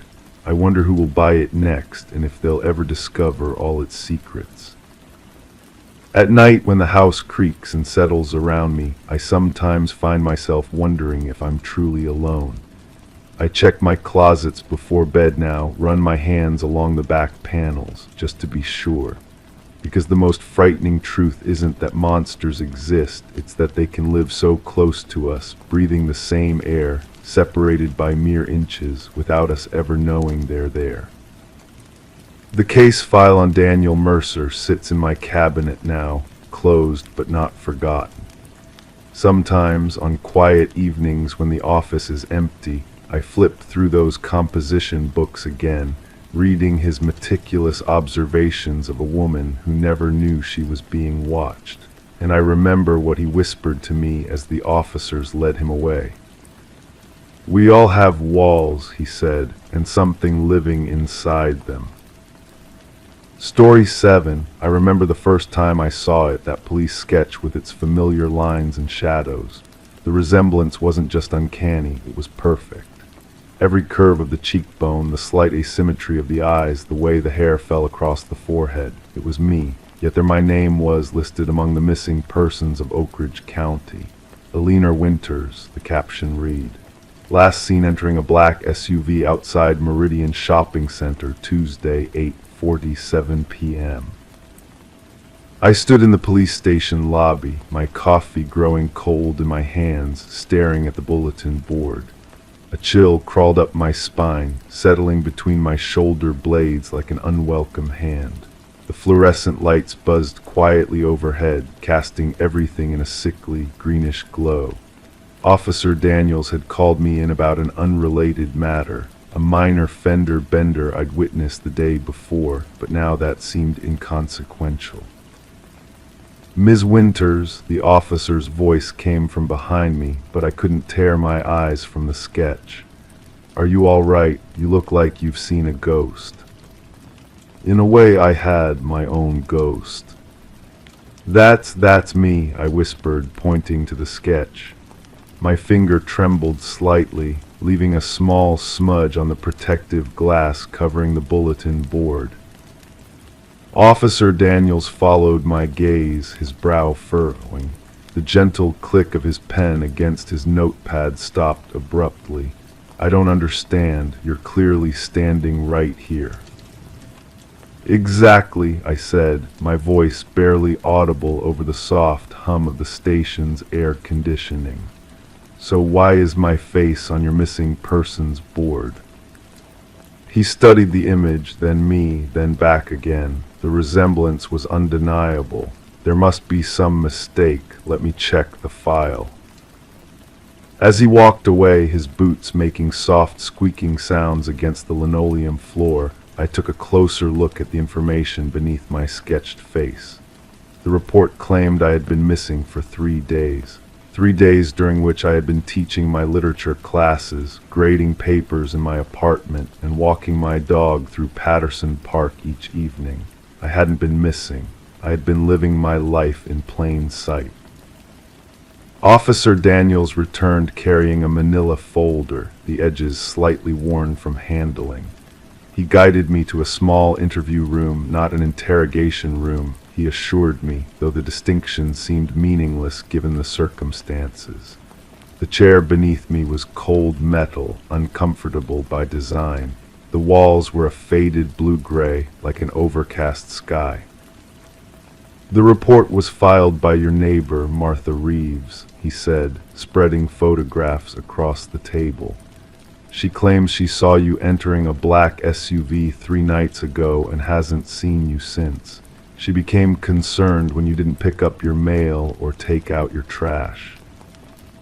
I stared at the photographs, images of my apartment building, my mailbox overflowing with envelopes, and a black SUV parked across the street, its windows tinted beyond legal limits, its license plate conveniently obscured by mud or dirt. "That's impossible," I said, hearing the tremor in my voice. "I've been home every night this week. I spoke with Martha yesterday morning when I was leaving for work." Officer Daniels leaned back in his chair, which creaked softly under his weight. His eyes, pale blue and disconcertingly perceptive, studied me with professional detachment. "Ms. Winters, have you experienced any gaps in your memory recently? Any periods of time you can't account for?" The question hung in the air between us, heavy and unsettling. Had I? The past few days had blurred together, as days often do for a university professor during midterm season. But I remembered teaching my classes, remembered the students' faces, remembered making dinner each night and falling asleep to the sound of rain against my bedroom window. "Didn't I?" "No," I said firmly, though something cold and uncertain was spreading through my chest. "My memory is fine." He nodded, neither believing nor disbelieving. He simply noted my response in his small, leather-bound notebook. The scratch of his pen against paper was oddly loud in the quiet room. "Would you mind if we called Martha, just to clear things up?" I nodded, watching as he dialed the number. The conversation was brief, one-sided from my perspective. Officer Daniels' expression gave nothing away, but when he hung up, he looked troubled. "She insists she hasn't seen you in 3 days until right now. Says she's been quite worried." I felt a headache beginning to form behind my eyes.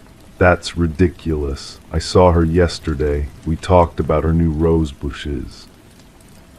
"She says she planted those rose bushes 2 weeks ago, and you complimented them then." The room seemed to tilt slightly, as though the floor beneath me had become unstable. I pressed my palms against the cool surface of the table to steady myself. "Take me home," I said quietly. "I need to go home." Officer Daniels agreed to drive me, following protocol for someone potentially disoriented. The police cruiser smelled of artificial pine and old coffee. Through the window, I watched as familiar streets passed by, yet somehow they looked different, the colors slightly off, the shadows deeper than I remembered.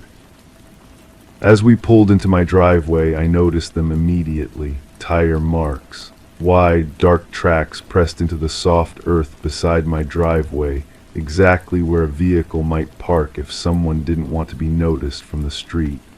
My heart skipped painfully in my chest. "Those weren't there before," I whispered. Officer Daniels followed my gaze. "When is before, Ms. Winters?" I didn't answer. Instead, I looked down at my hands, noticing for the first time the dirt crusted beneath my fingernails. Dark, rich soil, the kind you might find in a forest, not in my meticulously maintained urban garden. I hadn't been gardening. I hadn't been anywhere near soil. At least, I didn't think I had. Inside my apartment, everything looked normal at first glance. Books on shelves, dishes in the sink, the faint scent of the lavender candle I'd burned the night before. But as Officer Daniels waited in the living room, I moved through the space, touching surfaces, opening drawers. Something felt off, items slightly rearranged, as though someone had carefully put everything back, but not quite in the right place. In my bedroom, I found it, a muddy shoe print barely visible on the carpet near my closet. not my size, not my pattern. In the bathroom, a longer blonde hair than mine caught in the shower drain. And on my laptop, when I opened it, the browser history showed searches I had never made. How to identify if you're being followed, memory loss causes, doppelgangers in folklore, what happens to missing persons who return. The last search had been made while I was supposedly missing. I returned to the living room where Officer Daniels was examining a photograph on my bookshelf, me at my college graduation, smiling into the camera, unaware of the strange future awaiting me. "Officer," I said, my voice steadier than I expected, "I think someone has been pretending to be me." He turned slowly. "Why do you think that?" "Because I found evidence that someone else has been in my home, and because I'm starting to think that maybe we're both right. Martha hasn't seen me in 3 days, and yet I've been living my life, just not here." The realization was like cold water down my spine. Somewhere, someone with my face had been living another version of my life. And somehow, I had been living a life I couldn't fully remember. The next several days passed in a blur of police interviews, psychological evaluations, and DNA tests. The results were inconclusive, frustratingly so. My DNA matched my medical records. No evidence of a break-in could be found in my apartment. My students confirmed I had taught my classes, though some mentioned I had seemed distracted or not quite myself. The tire marks in my driveway contained traces of soil from the northern part of the county, near the old reservoir, a place I had no reason to visit. The dirt under my fingernails matched that soil exactly. Security cameras at the university showed me entering and exiting the building at the expected times. Except in the footage, I carried my bag in my right hand. I am left-handed. At night, I dream of forests and dark water. I dream of headlights reflecting in a rearview mirror and the sound of a car door closing. I dream of another woman with my face, sitting across from me at a table I don't recognize, telling me things I can't remember when I wake. The police have closed the missing persons case. After all, I am no longer missing. I have returned to my life, teaching, grading, walking my dog through the park. But sometimes when I pass a reflective surface, a window, a mirror, a still pond, I pause, expecting to see someone else looking back at me. Someone with my face but not my eyes. And in those moments I wonder, if she was me for those 3 days, then who was I? The case file remains open on my coffee table. The police sketch my face, stares up at me each evening. And each morning I check my driveway for tire marks and my fingernails for dirt, never certain which version of myself went to sleep the night before or which one will wake up. The neighbors say they're glad I'm safe, that I've been found, but I'm not sure I was ever truly missing. I think I was replaced.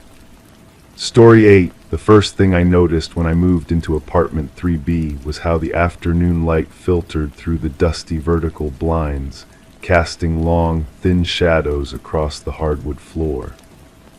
It was the kind of unremarkable building you pass 100 times without a second glance, red brick, 3 stories, nestled between a laundromat and a bodega on a quiet side street in Greenpoint.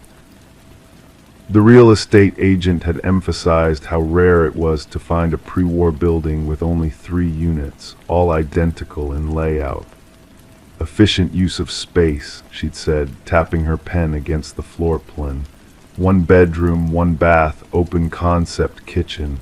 You won't find anything this spacious in this neighborhood for this price. I remember running my fingers along the cool, smooth surface of the hallway wall on that first evening. 3 weeks of unpacking boxes had left me with an intimate knowledge of every square inch of my new home. The walls were solid, substantial things, not the paper-thin partitions of modern construction. This building had history embedded in its bones. Pipes groaned and whispered secret conversations through the walls at night. The radiator in the living room clanked to life with a rhythm all its own. It was late October when I found it. The air outside had turned crisp, and I'd been hanging a full-length mirror in the bedroom, the kind that shows you everything from head to toe. The frame was heavy, ornate brass I'd found at an estate sale. I remember the weight of it in my hands as I positioned it against the wall, stepping back to ensure it was level. Something felt off about the placement. The wall seemed to absorb the sound differently when I tapped it, a hollow echo rather than the solid thud I expected. Curiosity got the better of me. I ran my fingers along the edges of the wallpaper, feeling for inconsistencies. Near the baseboard, the pattern didn't quite match up. A slight discoloration, almost imperceptible unless you were looking for it. When I pressed firmly, I felt the wall give way ever so slightly, as if exhaling a long-held breath. The mirrored panel swung inward on silent hinges, revealing darkness beyond. The air that escaped was cool and carried a faint chemical smell, something antiseptic, like hospitals and cleaning supplies. I stood frozen in the doorway, my hand still pressed against the edge of the panel, as my eyes adjusted to the dimness within. A bathroom, a complete bathroom that wasn't on any floor plan, hidden behind a false wall. The space was small but functional: toilet, sink, shower stall. Everything pristine white tile and chrome fixtures, like something from the 1950s, preserved in amber. The overhead light flickered to life when I found the switch, illuminating the space in a harsh fluorescent glow that made my skin look sallow and unnatural. But it was what lined the walls that made my breath catch in my throat. Shelves.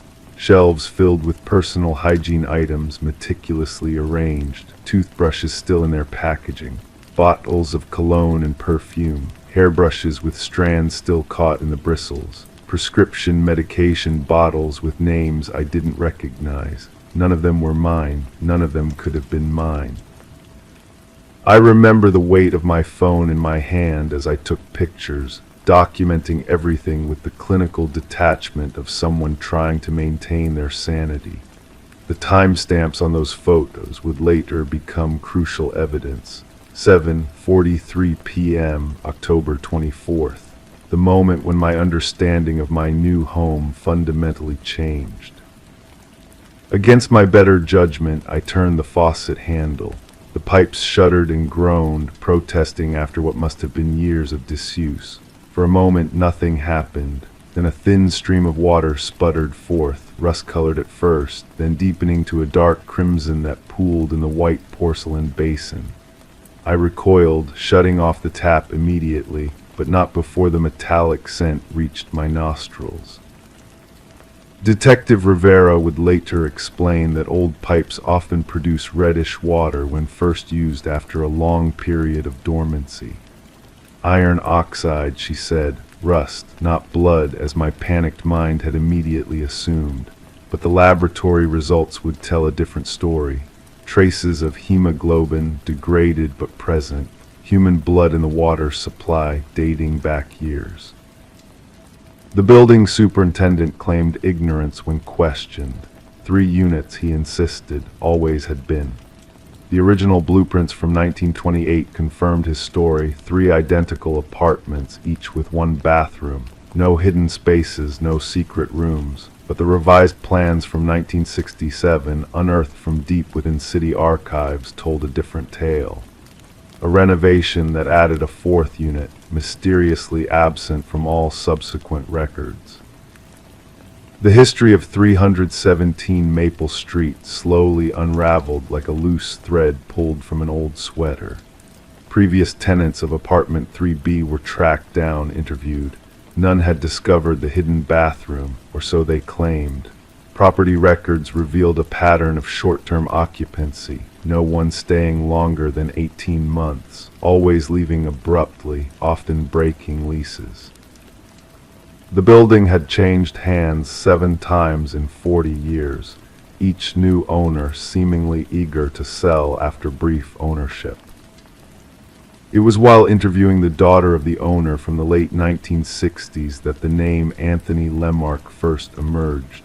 A quiet man, she recalled, a doctor who purchased the building as an investment, unmarried, no children, kept to himself, had an office in the basement where he sometimes saw patients after hours. Special cases, he called them, people who needed discretion. The search of county medical records revealed that Dr. Lemark had his license suspended in 1965 for performing unauthorized procedures. 2 years later, he purchased 317 Maple Street. 2 years after that, complaints about water quality began filtering in from neighboring buildings. Discoloration, unusual odors, problems that municipal workers could never quite pinpoint. When the forensic team finally cut into the walls surrounding the hidden bathroom, they found the space between units had been modified. The plumbing didn't connect to the city lines in the expected way. Instead, it fed into a separate system that ran through the basement, a basement that, according to the superintendent, had been sealed off decades ago due to structural concerns. I wasn't there when they broke through the concrete floor beneath the building. My therapist had suggested I distance myself from the investigation, find temporary housing elsewhere. But I've read the reports, seen the photographs. Beneath that sealed basement lay another level entirely, a space that didn't exist on any blueprint, a space with examination tables and surgical equipment dating back to the late 1960s. A space where Anthony Lemark had continued his practice away from the prying eyes of medical boards and ethics committees. They found 27 sets of remains. Most were fragmentary, some little more than trace DNA embedded in the grout between tiles, each representing someone who had sought Dr. Lemark's help, perhaps desperate for procedures they couldn't obtain legally. The hidden bathroom in 3B wasn't the only one. Each apartment had its mirrored counterpart, its secret space where evidence could be collected, where water samples could be taken, where the doctor could monitor the deterioration of his improvised disposal system over time. I've since moved away from Greenpoint, away from New York entirely. The nightmares have mostly subsided, though sometimes I still wake up thinking I hear water running through pipes when the house is silent. I check behind every mirror in any new place I stay. The investigation continues, but Anthony Lemark himself will never face justice. He died in 1984, taking his secrets with him, or so he thought. Sometimes I wonder about the personal items on those shelves, the toothbrushes never used, the prescription bottles with names that are now being cross-referenced with missing persons reports spanning 5 decades, the hairbrushes with genetic material that's slowly being identified through genealogical databases. And sometimes, in the moments before sleep claims me, I think about how many other buildings might hold similar secrets behind their walls. How many other ordinary apartments might conceal extraordinary horrors. How the spaces we inhabit carry histories we never suspect, until that moment when a wall gives way, revealing what was always there, hidden in plain sight. Story 9. She was planting tomatoes when the shovel hit something hard, a canvas strap. She unearthed a backpack filled with a child's clothing, Polaroids of an unknown family, and a note, "Please don't tell them I'm here." She had no memory of ever digging there. I remember the call coming in on a Tuesday afternoon, the kind of spring day where the air feels expectant, caught between seasons. The sky was that particular shade of blue that makes you think everything is right with the world. I should have known better. My name is Detective Morgan Reeves, and after 15 years with the department, I've learned that the most disturbing cases often begin on beautiful days. This one started with a woman's trembling voice on my office phone, the words tumbling out between shallow breaths. "I found something in my garden," she said, "a backpack with children's clothes and pictures. I don't understand how it got there." I drove to the address. She provided, a modest 2-story home with cream-colored siding on Maple Street, the kind of neighborhood where people plant perennials along white picket fences and know each other's coffee preferences. Ellen Sawyer met me at the door, her hands still bearing traces of garden soil beneath her fingernails. She'd been waiting for me on her porch swing, a mug of untouched tea gone cold beside her. "I've lived here for 8 years, she told me as she led me through her home to the backyard. "I've gardened every spring. I've never seen anything like this." The hole was still there in her vegetable patch, a dark wound in the earth about 2 feet deep. Beside it lay a navy blue backpack, the canvas material stained with soil and what time does to fabric buried underground. Ellen hadn't touched it beyond her initial discovery, she assured me. Something about it had frightened her too much.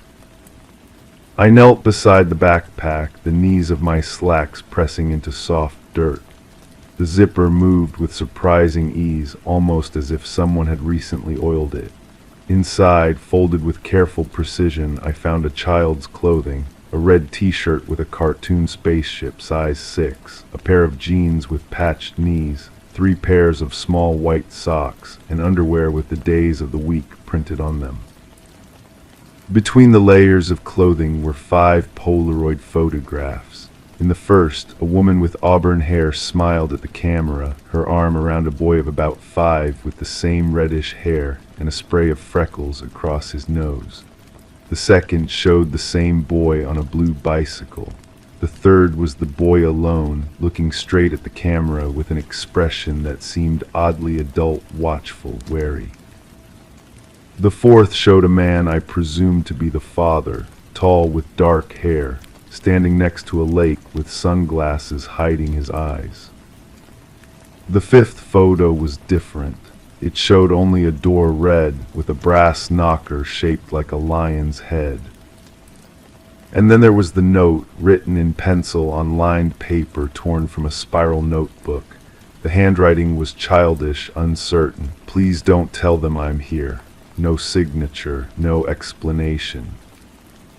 "I don't understand," Ellen said, watching me from a few feet away, arms crossed tightly over her chest. "How long has that been there, and who put it there?" "That's what we need to figure out," I told her, carefully returning the items to the backpack and sealing it in an evidence bag. "Do you mind if I ask you some questions inside?" Her kitchen was bright and airy, plants crowding the windowsill above the sink. She made fresh tea with hands that trembled slightly less now that someone else was taking ownership of her discovery.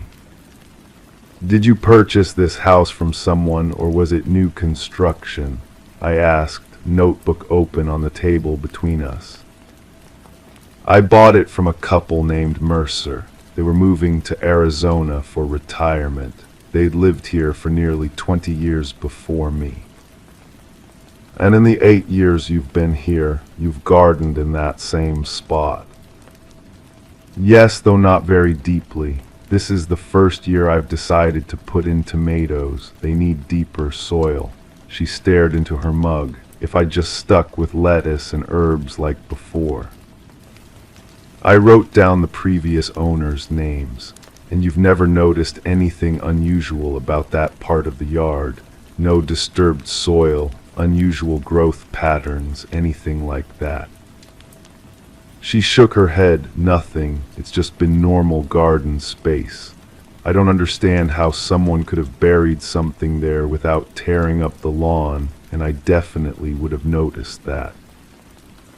I asked her about neighbors, about any children who might have frequented the neighborhood years ago, about any rumors of missing persons in the area before she moved in. Her answers provided nothing substantial. As I prepared to leave with the evidence, she caught my arm. "Detective, that note, who do you think they are?" I wish I could have given her a reassuring answer. Instead, I told her the truth.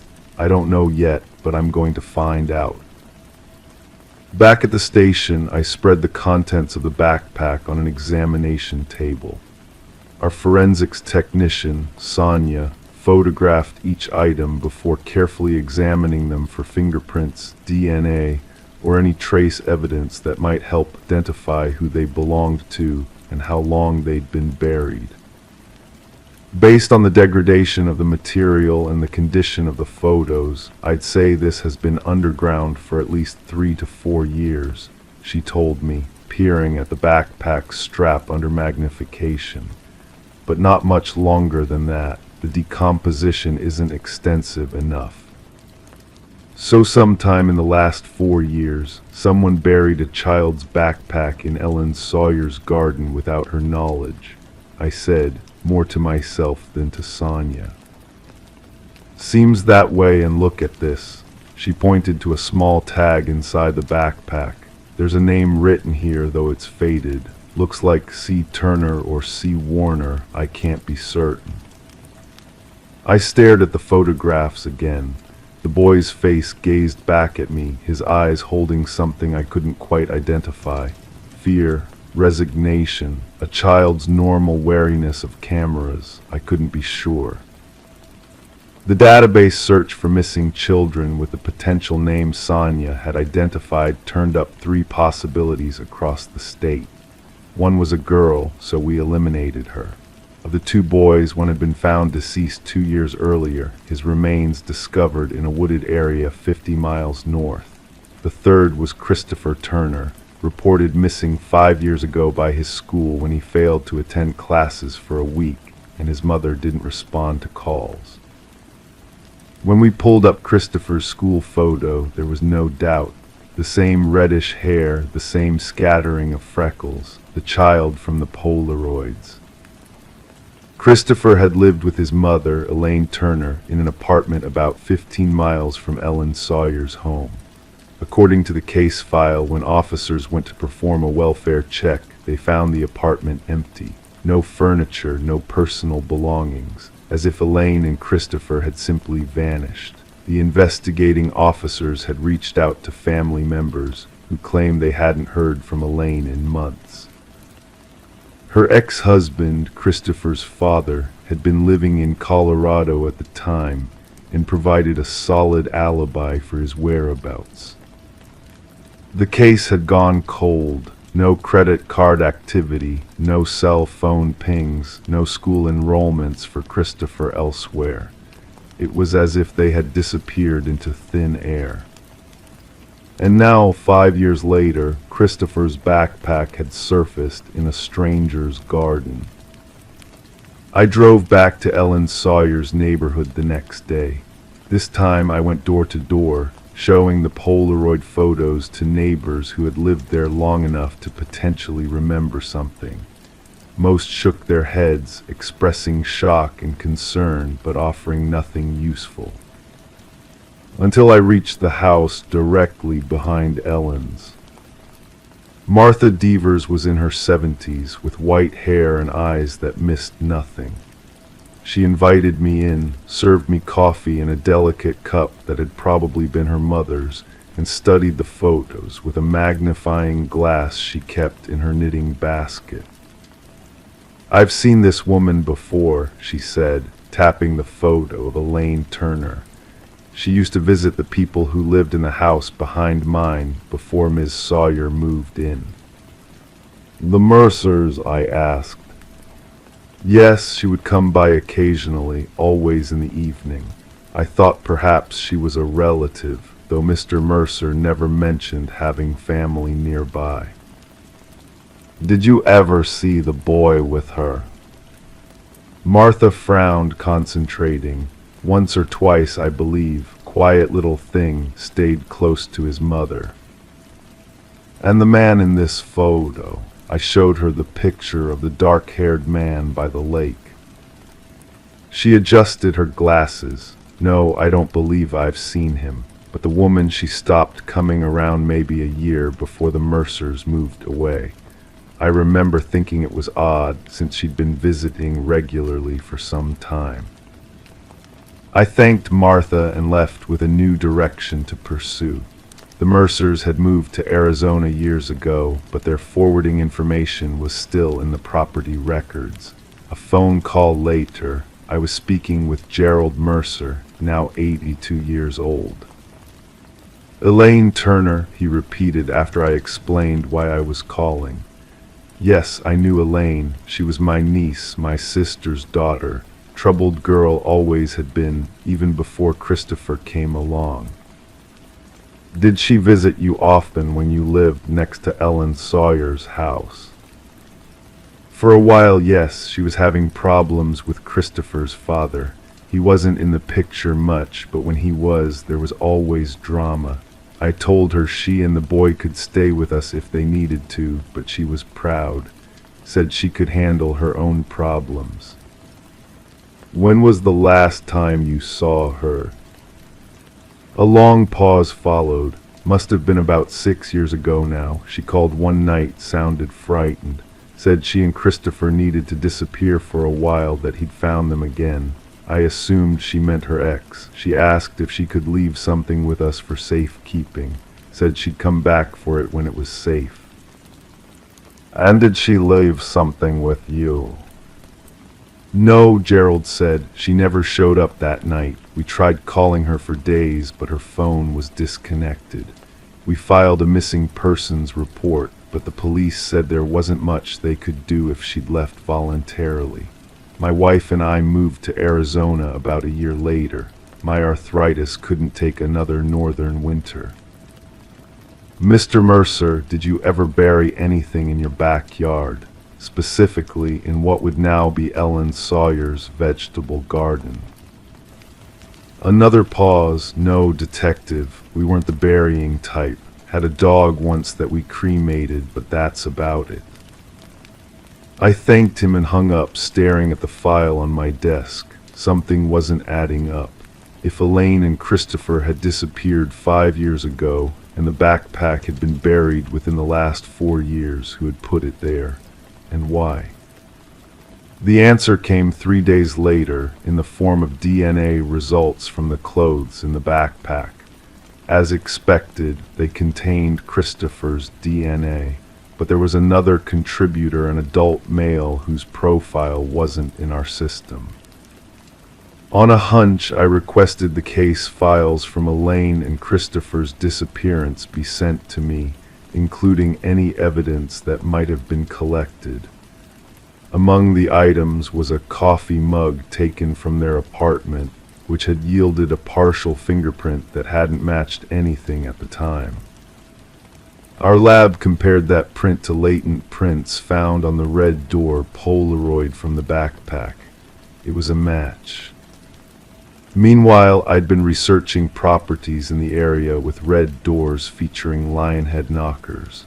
There were 3 within a 20-mile radius. 2 belonged to families with no apparent connection to our case.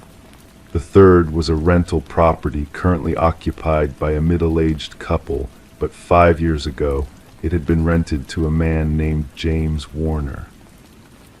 James Warner, who had once been married to Elaine Turner's sister, Christopher's uncle by marriage, though the relationship had ended years before Christopher was born. Warner had no criminal record, but when we ran his name through national databases, something interesting came up. He had been questioned in connection with a child luring case in another state 7 years earlier, though charges were never filed due to insufficient evidence. The pieces were starting to form a disturbing picture. I obtained a warrant for Warner's current address and apartment in a neighboring city and his DNA. When we tested it against the unknown male DNA from the backpack, it was a match.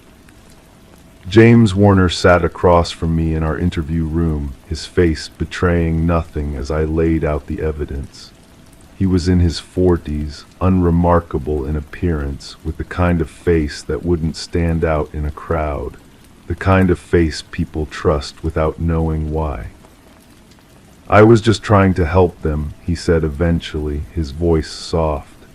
"Elaine was scared of Christopher's father, said he'd threaten them. She reached out to me because she knew I cared about them." "And did you care about them, Mr. Warner, or just about Christopher?" His eyes flicked up to meet mine, then away. "I loved them both. Elaine was family once."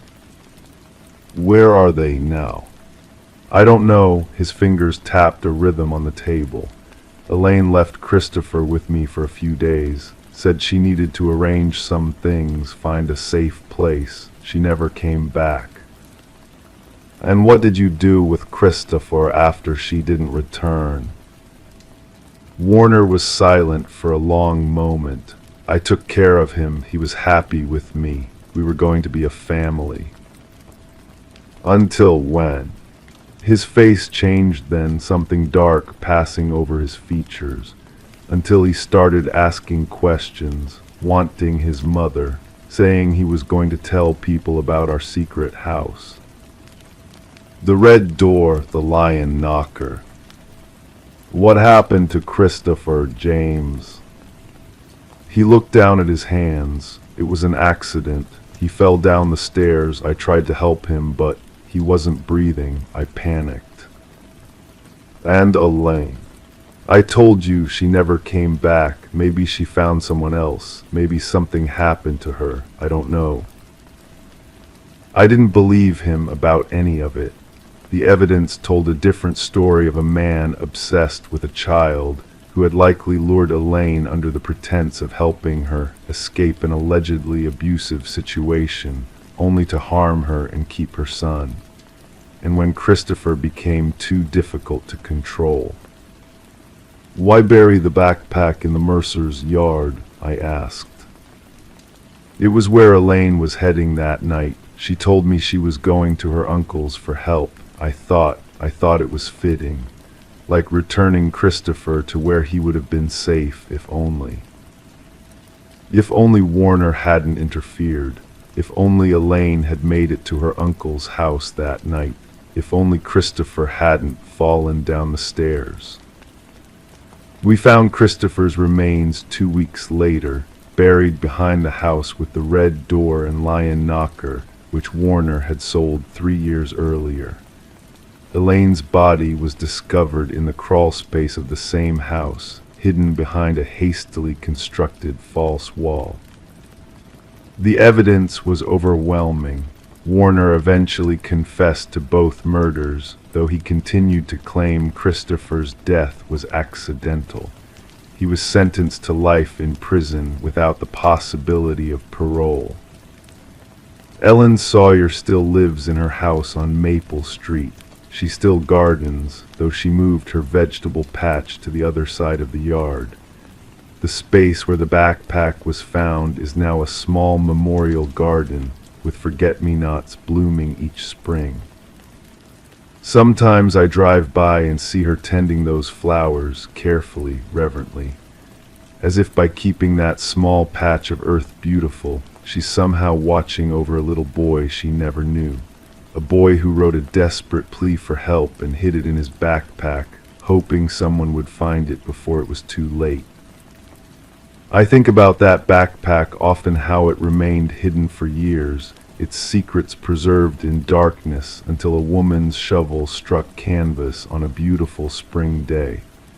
How truth has a way of surfacing, no matter how deeply it's buried.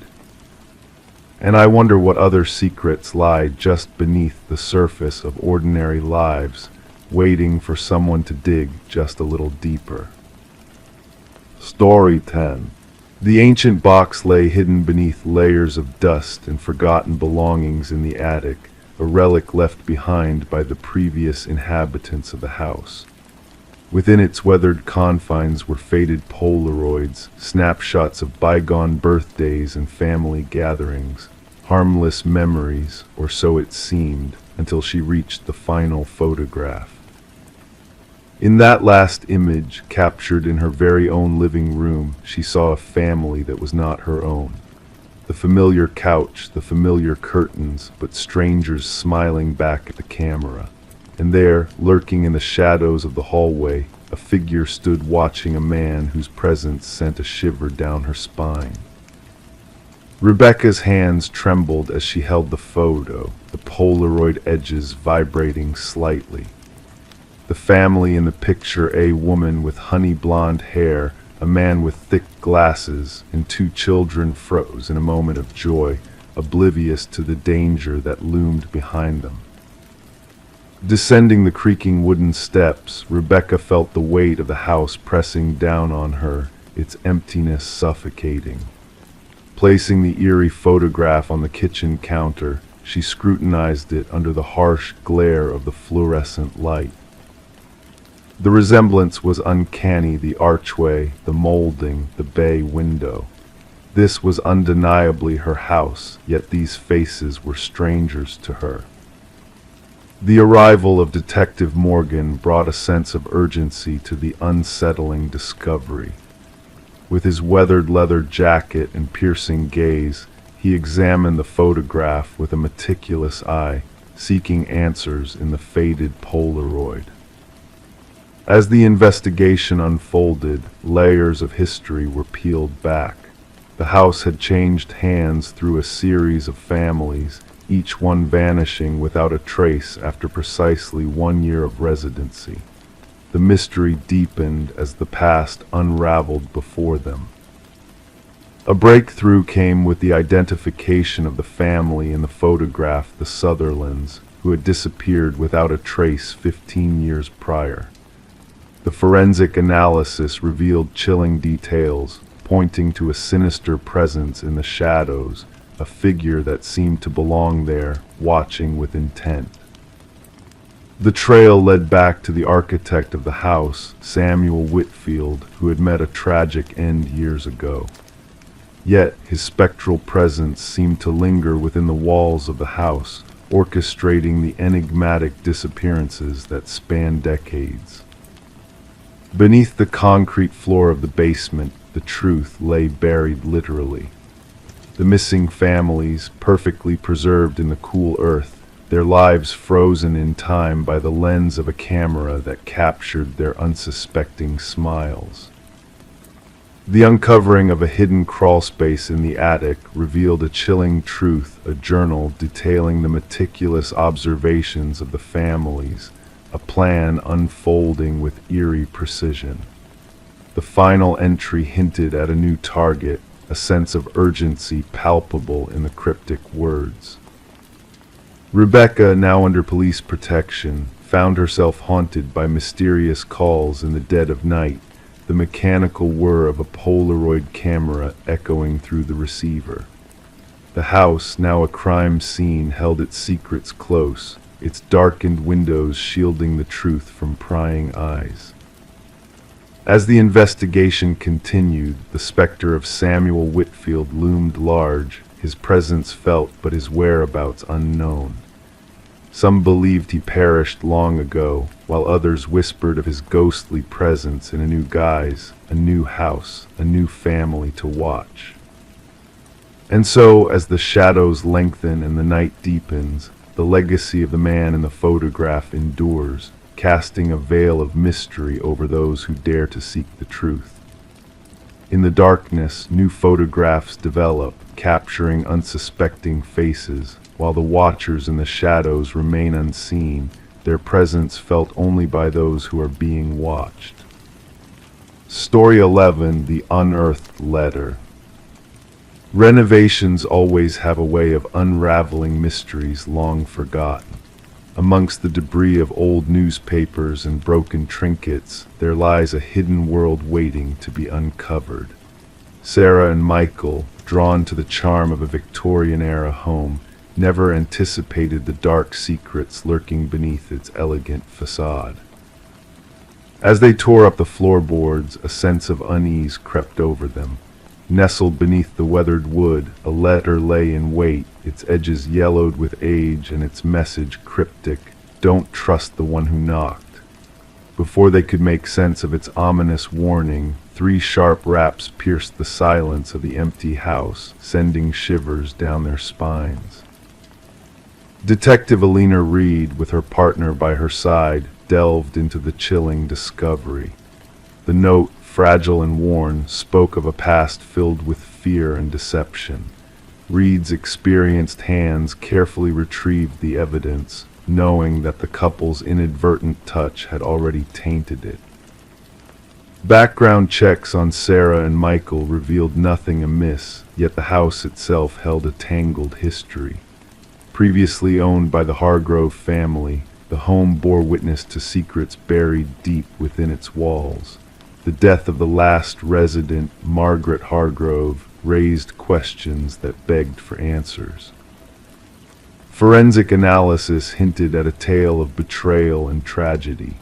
The note, dated 2 decades prior, hinted at a time of turmoil for the Hargroves. Franklin, a once respected teacher turned recluse, harbored dark secrets that even his closest confidants had failed to uncover. Interviews with Margaret's sister unveiled a harrowing truth: Franklin's dealings with a sinister figure known only as the Collector. Franklin's debts, accrued through gambling, had led to a fateful confrontation that ended in violence and deceit. As Reed and her team unearthed the grim reality buried beneath the house, the pieces of the puzzle fell into place. The remains of Victor Mercer, the elusive lone shark, were discovered in a makeshift grave beneath the foundation, his fate sealed by Franklin's desperate actions. Margaret, haunted by the echoes of the past, had lived in fear of retribution, her sanity slowly slipping away as the knocking persisted, a relentless reminder of the horrors she had helped conceal. The house, now tainted by the shadows of its past, stood empty and forsaken. Sarah and Michael, unable to bear the weight of its dark legacy, parted ways with the property, leaving behind a legacy of unanswered questions and lingering whispers of the unknown. In the stillness of the night, whispers of 3 distinct knocks echo through the vacant halls, a haunting reminder of the secrets that lie buried within the walls. Detective Reed, in her final report, pondered the enigmatic nature of the human heart, where truths and lies intertwine, leaving behind a legacy of untold mysteries. And so, the tale of the unearthed letter remains a chilling testament to the darkness that lurks within us all. Story 12, Beneath the Layers. She desired to refresh the nursery before the newborn's arrival. The walls bore a faded blue tint, a hue that held untold tales within its aged layers. As the first coat of white paint glided on, a hidden secret emerged from beneath letters, faint at first, then gradually sharpening into clarity. A message etched beneath the surface. "Don't let it hear you." A gasp escaped her lips. Stepping back, her eyes caught sight of it, tiny handprints imprinted in the fresh paint, too high for any child to reach. This revelation within the nursery of the Morgan house marked the genesis of what would later be dubbed the Whispering House case. The young couple had acquired the Victorian-style residence a few months prior, lured by an unbelievably low price. The real estate agent had merely mentioned minor cosmetic issues, omitting any reference to the property's dark past. Detective Sarah Klein, notebook in hand, rang the doorbell. A pregnant woman answered, her belly protruding beneath paint-stained overalls. Shadows rimmed her eyes' rest had eluded her for days. The detective observed the tremble in the woman's hands as she recounted the discovery of the message and handprints. The previous owners vanished abruptly, the woman disclosed. Neighbors claimed they departed in the dead of night. No moving truck, just essential items packed into their car. Inside the historic abode, Detective Klein's steps echoed against weathered floorboards. Standing in the nursery, she scrutinized the partially painted wall. The message lingered where the paint job had been abandoned. Beside it, 5 small handprints pressed into the wet paint, positioned at adult shoulder height. Back at the precinct, the detective delved into property records. The house had changed hands 8 times in 30 years, a remarkably high turnover rate. Each family stayed for less than 2 years. More chilling were the child welfare reports tied to 3 of those families. Children reported hearing whispers from the walls and feeling watched as they slept. The detective delved deeper, sifting through construction records and historical archives. The house had once belonged to Alina Blackwood, a wealthy widow who had run a small orphanage on the premises during the early industrial era. Newspaper clippings mentioned 5 children who had vanished from her care. Authorities believed they had run away, a common fate for orphans of that time. When Alina passed away, workers renovating the house stumbled upon a sealed room behind the nursery wall. Inside lay children's belongings, tiny shoes, toys, and garments, but no bodies. The case turned cold, relegated to dusty archives. Interviews with former residents unraveled a disturbing pattern. Families with children recounted odd incidents, toys rearranged overnight, childish laughter echoing through empty corridors, and crayon drawings materializing on walls. Most dismissed these occurrences as mere imagination until the writings surfaced. The message differed slightly in each account. Don't let them find you. Don't make a sound. Don't let it hear you. Consistent handwriting, unveiled only during nursery repaintings. A forensic linguist compared the writing to samples from Alina Blackwood's journals. More unsettling were the handprints uniform in size and placement over decades, despite different children inhabiting the home. The investigation took a grim turn when the detective persuaded the current owners to permit ground-penetrating radar in the basement. Anomalies in the readings caught the technicians' eye. 5 distinct shapes beneath the concrete floor, each resembling a child's size. Breaking through the concrete unveiled a harrowing truth. 5 small sets of remains arranged in a circle. Forensic analysis revealed the children had perished during Alina's ownership. Each child bore a pendant engraved with their name, the 5 orphans who had supposedly fled. Luminol sprayed throughout the nursery exposed handprints in the darkness, concealed beneath layers of paint, unseen to the naked eye. Countless prints at various heights as if the children had tried to escape. Alina's journals, retrieved from county archives, unveiled her twisted beliefs. She believed orphaned children possessed unique spiritual energy. By locking them in the hidden room, she aimed to siphon their life force to prolong her own existence. The children had etched warnings into the walls with nails and bits of metal, hoping future dwellers would uncover their fate. The case concluded with a proper burial for the 5 victims. Their names were finally recorded as murder victims, not runaways. The house stood deserted thereafter, the expectant couple refusing to return even for their possessions. Detective Klein submitted her final report, enclosing photographs of luminol-lit handprints and the hidden message under the paint.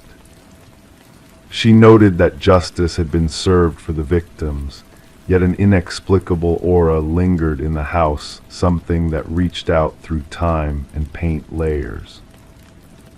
The nursery walls were demolished during cleanup, but workers reported hearing children's whispers amidst the debris.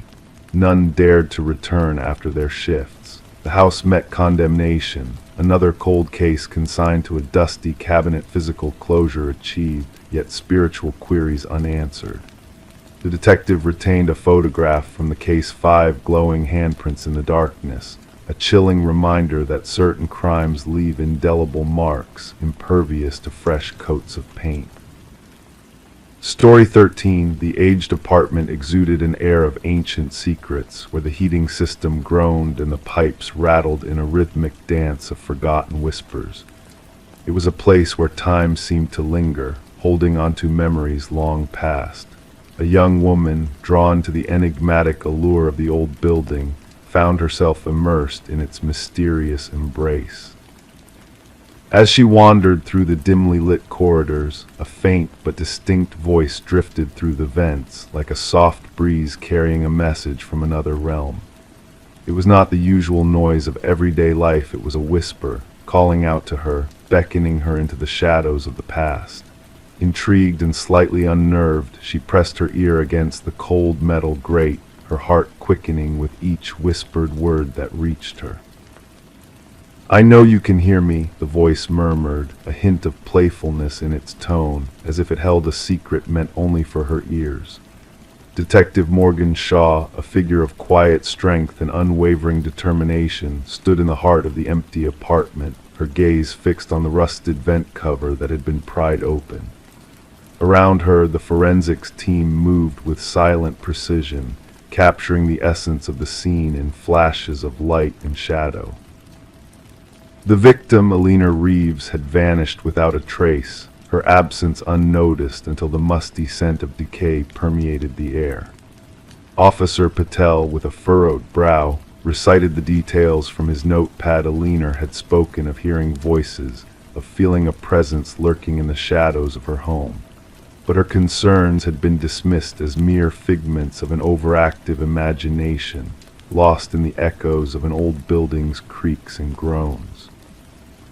Shaw knelt beside the vent, her keen eyes tracing the deep scratches that marred its edges, a silent testament to a struggle unseen.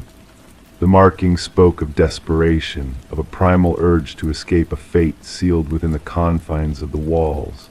Alina's life, once vibrant and full of warmth, now painted a picture of fear and isolation, her world shrinking to the confines of her haunting whispers. The apartment held its secrets close, revealing glimpses of a life interrupted: a neatly made bed, a forgotten coffee mug, a chair positioned beneath the vent as if waiting for a listener that never came. The threads of fate intertwined as Shaw delved deeper into the enigma that surrounded Alina's disappearance, each piece of the puzzle leading her closer to the truth hidden within the walls. The whispers of the past echoed in the fibers caught in the grating, in the fingerprint that bore no resemblance to Alina's touch. And as Shaw listened to the haunting recordings from Alina's phone, a chill crept into her soul, the voices of the unseen weaving a tapestry of dread and longing in the darkness. The history of the building unfurled like a dark tapestry, revealing a pattern of tenants who had come and gone, leaving behind whispers of their own. The superintendent, a man of quiet demeanor named Harold Weber, emerged as a shadowy figure in the unfolding drama, his calm facade masking a storm of secrets hidden within the walls. A hidden passage, concealed behind a loose tile in Alina's bathroom, unveiled a realm of shadows and whispers, a realm where someone had dwelled in silence, watching, waiting. Shaw's instincts led her to Weber's immaculate abode, where the facade of normalcy crumbled beneath the weight of damning evidence hidden in plain sight. The computer held the key to Weber's dark obsession, a digital archive of lives intertwined and shattered by his voyeuristic gaze. The recordings, the photographs, the journal entries painted a portrait of a man consumed by a twisted fantasy, a fantasy that had turned deadly in the shadows of the old building. Weber's arrest was a silent affair, his serene smile a mask for the darkness that lurked within his soul.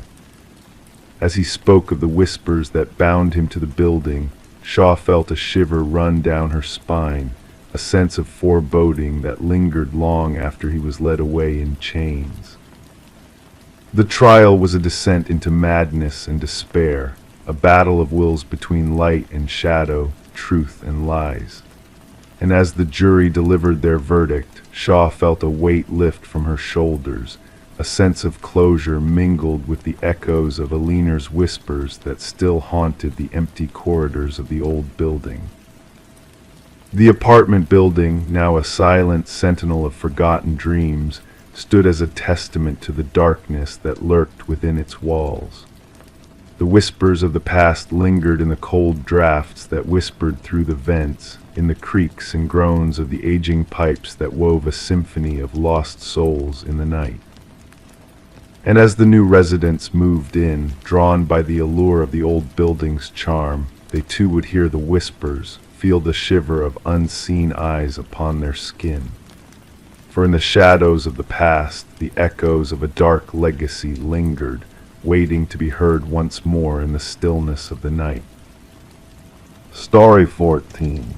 In the quiet town there stood a house at the edge of the woods, shrouded in mystery. Its windows were dark, its porch weary from the passage of time. No one laid claim to it, and its origins remained a puzzle lost to memory. The townsfolk never spoke of it, as if afraid to awaken the secrets it held within its weathered walls. One fateful day, a group of hikers ventured too close to the enigmatic house. As they drew near, a chilling sight greeted them, a list of names, deeply carved into the wooden siding like ominous messages. At the very bottom of the list gleamed a fresh name, untouched by the elements, unfamiliar to all but one among them. A hushed gasp escaped one of the hikers as he recognized the name etched into the house as his own. Mason Wright, the lead hiker, felt a shiver of fear crawl down his spine as he whispered, "That's mine." When the call came in the dead of night, the dispatch dismissed it as a routine trespassing incident. But the voice on the other end belonged to Mason, his tone fraught with unease. The responding officers anticipated a mere case of juvenile mischief, a simple act of vandalism. Little did they know that what awaited them defied all logic and reason. Detective Sarah Keller arrived at the scene as darkness cloaked the forest in its inky embrace. Her flashlight pierced through the shadows, revealing the eerie sight of the house with its chilling inscription. 27 names adorned the eastern wall, some faded with time, others sharp as if freshly carved. And at the very bottom, the name Mason Wright stood out, the wood still bearing traces of recent carving. Mason, bewildered and trembling in the cold night air, protested his innocence. "I've never been here before," he insisted. "I can't fathom how my name ended up on that wall." Thus began the investigation, delving into the backgrounds of each name listed. What they uncovered sent a shiver down their spines. Every name belonged to a person reported missing over the past 40 years, all vanishing while hiking alone in the woods. Some cases had grown cold with time, while others remained open, haunting reminders of lives abruptly cut short. Forensic analysts meticulously documented each carving, noting the different depths, techniques, and aging patterns.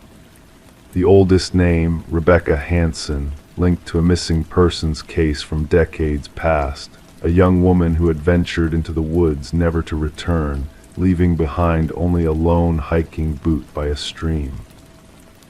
Interviews with Mason yielded no connections to the other names on the wall.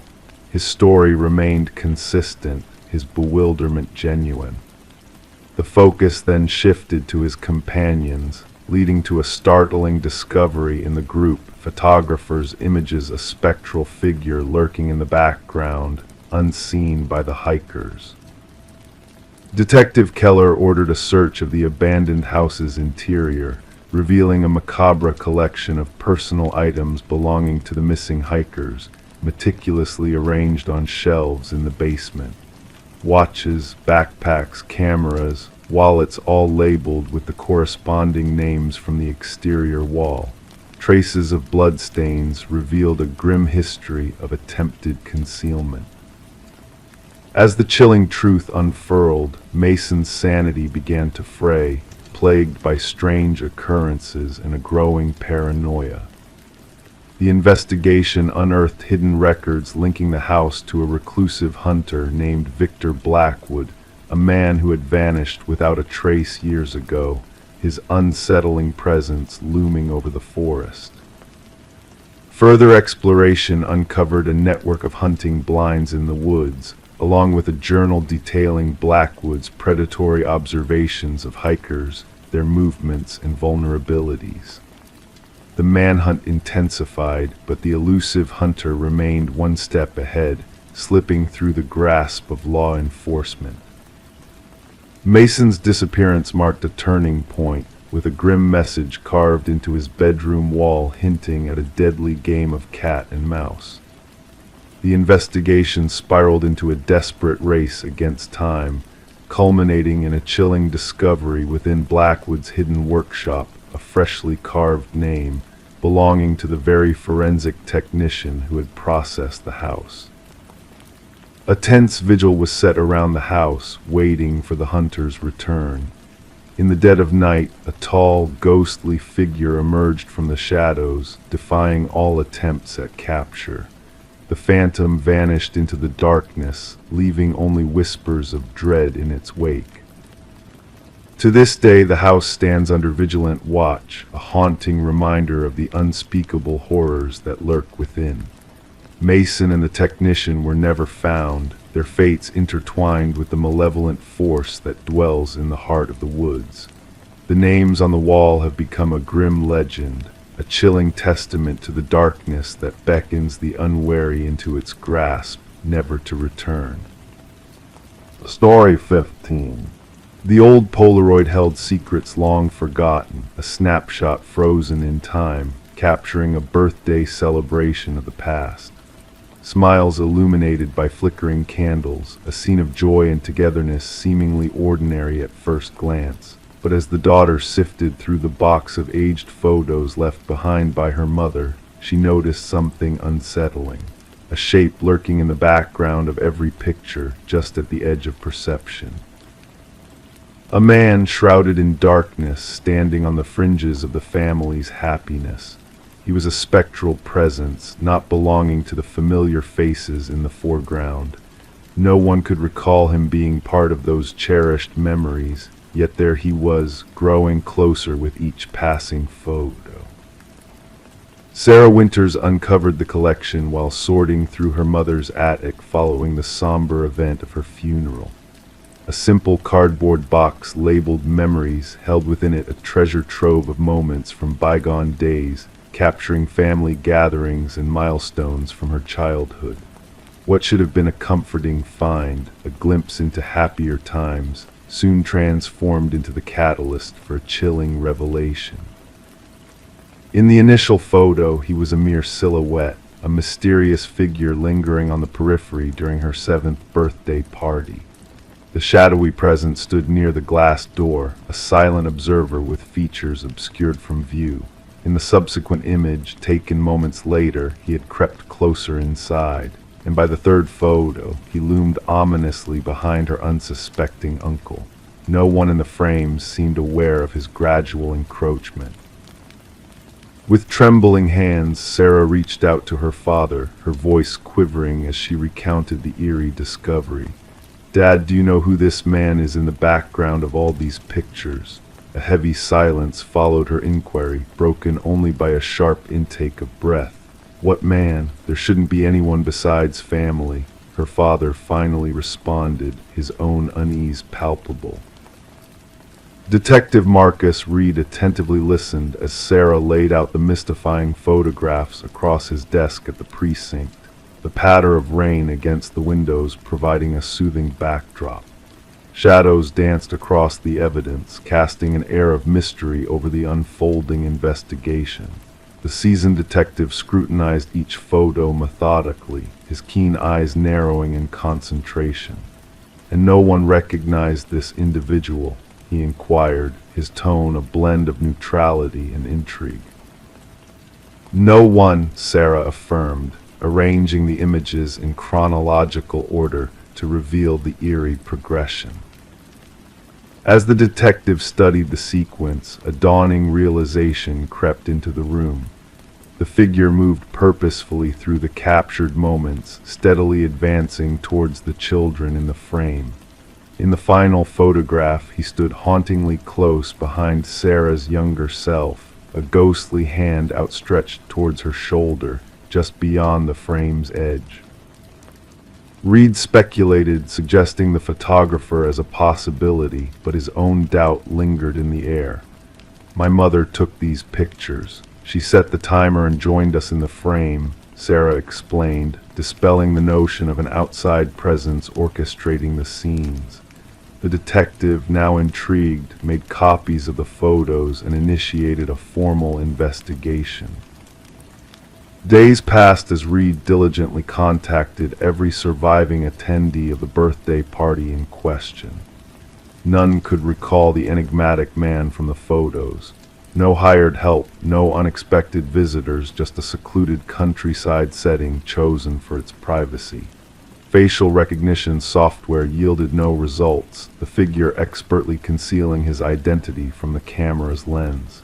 Yet there was a calculated precision in his movements, a deliberate intent that belied mere chance.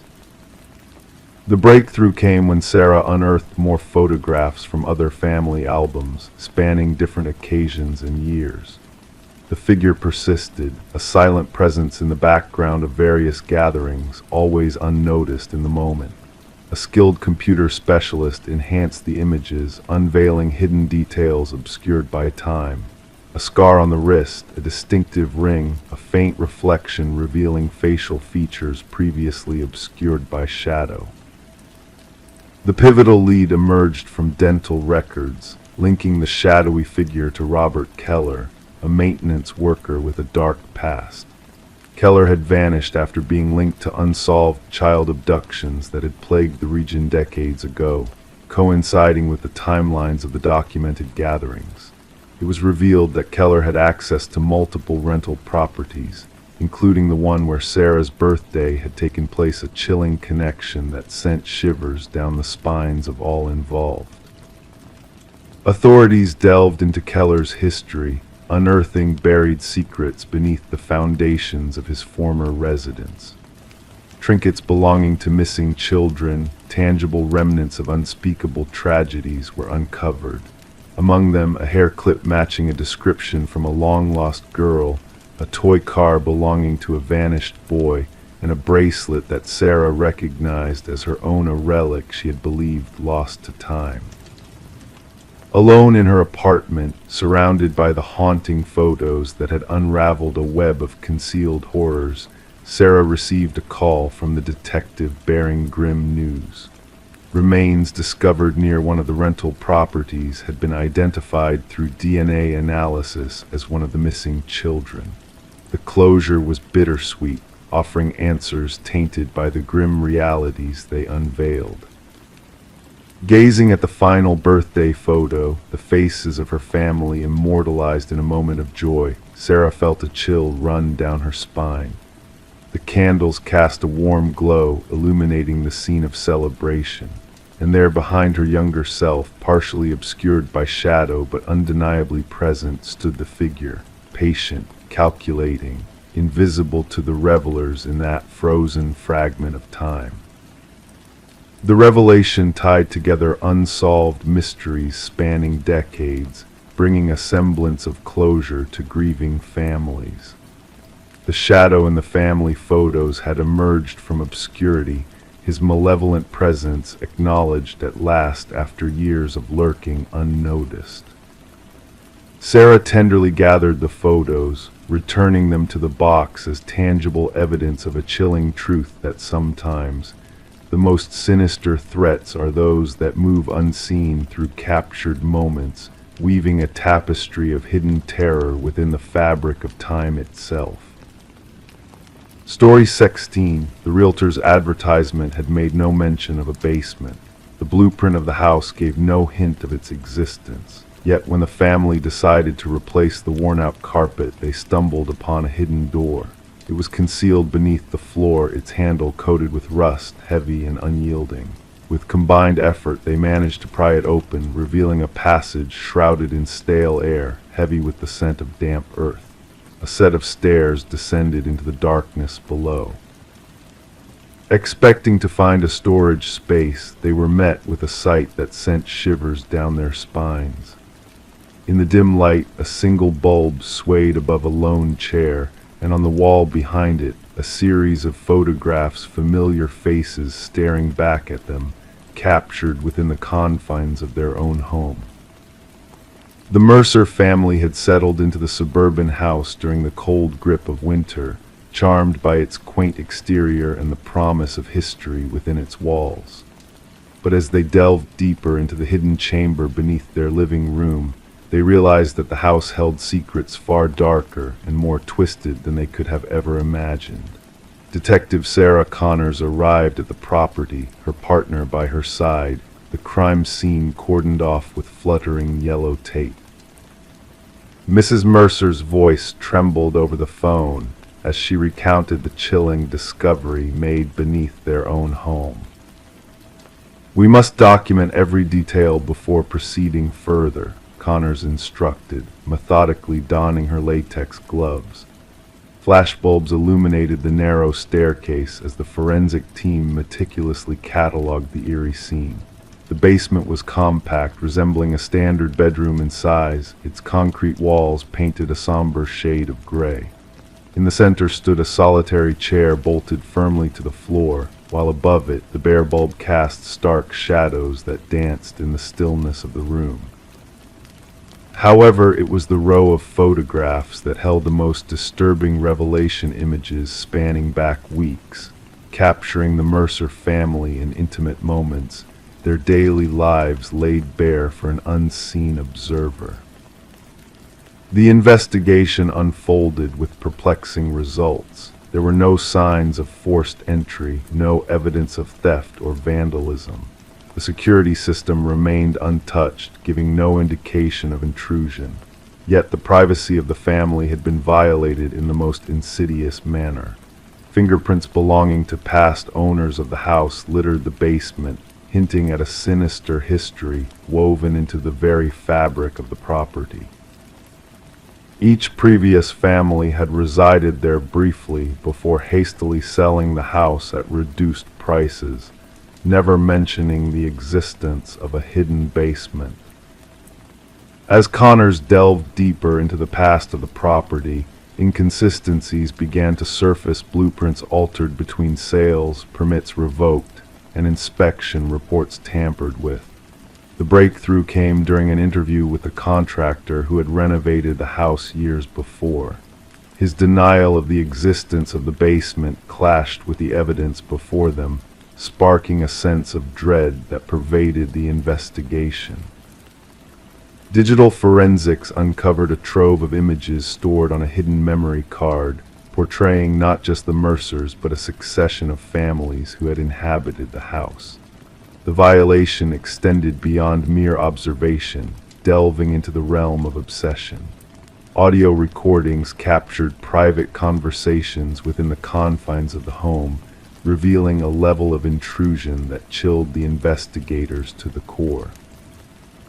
Behind the wall of photographs, a concealed passage led to a monitoring station where cameras captured every movement within the house. A journal chronicling the lives of each family was discovered, its pages filled with meticulous details and unsettling observations. The handwriting matched that of Edward Kelvin, the original builder of the house, whose mysterious disappearance added another layer of enigma to the unfolding saga.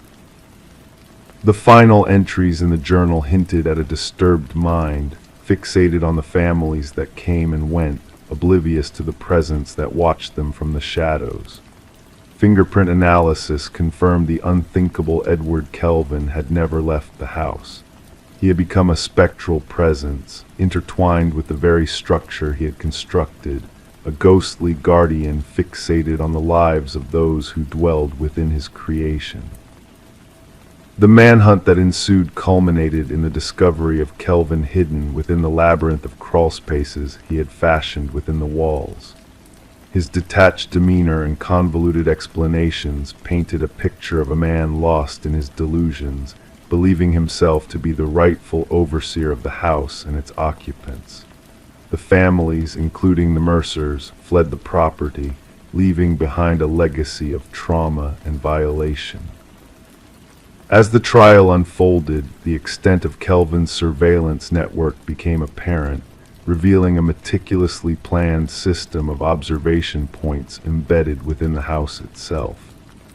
The verdict rendered against him left Kelvin unfazed, his mind already ensconced within the walls of his own creation, where he continued to observe the echoes of lives that had passed through his domain. The property was razed to the ground, erasing the physical remnants of Kelvin's voyeuristic legacy. Yet for those who had called the house their home, the scars of intrusion lingered, a haunting reminder of the unseen eyes that had watched their every move.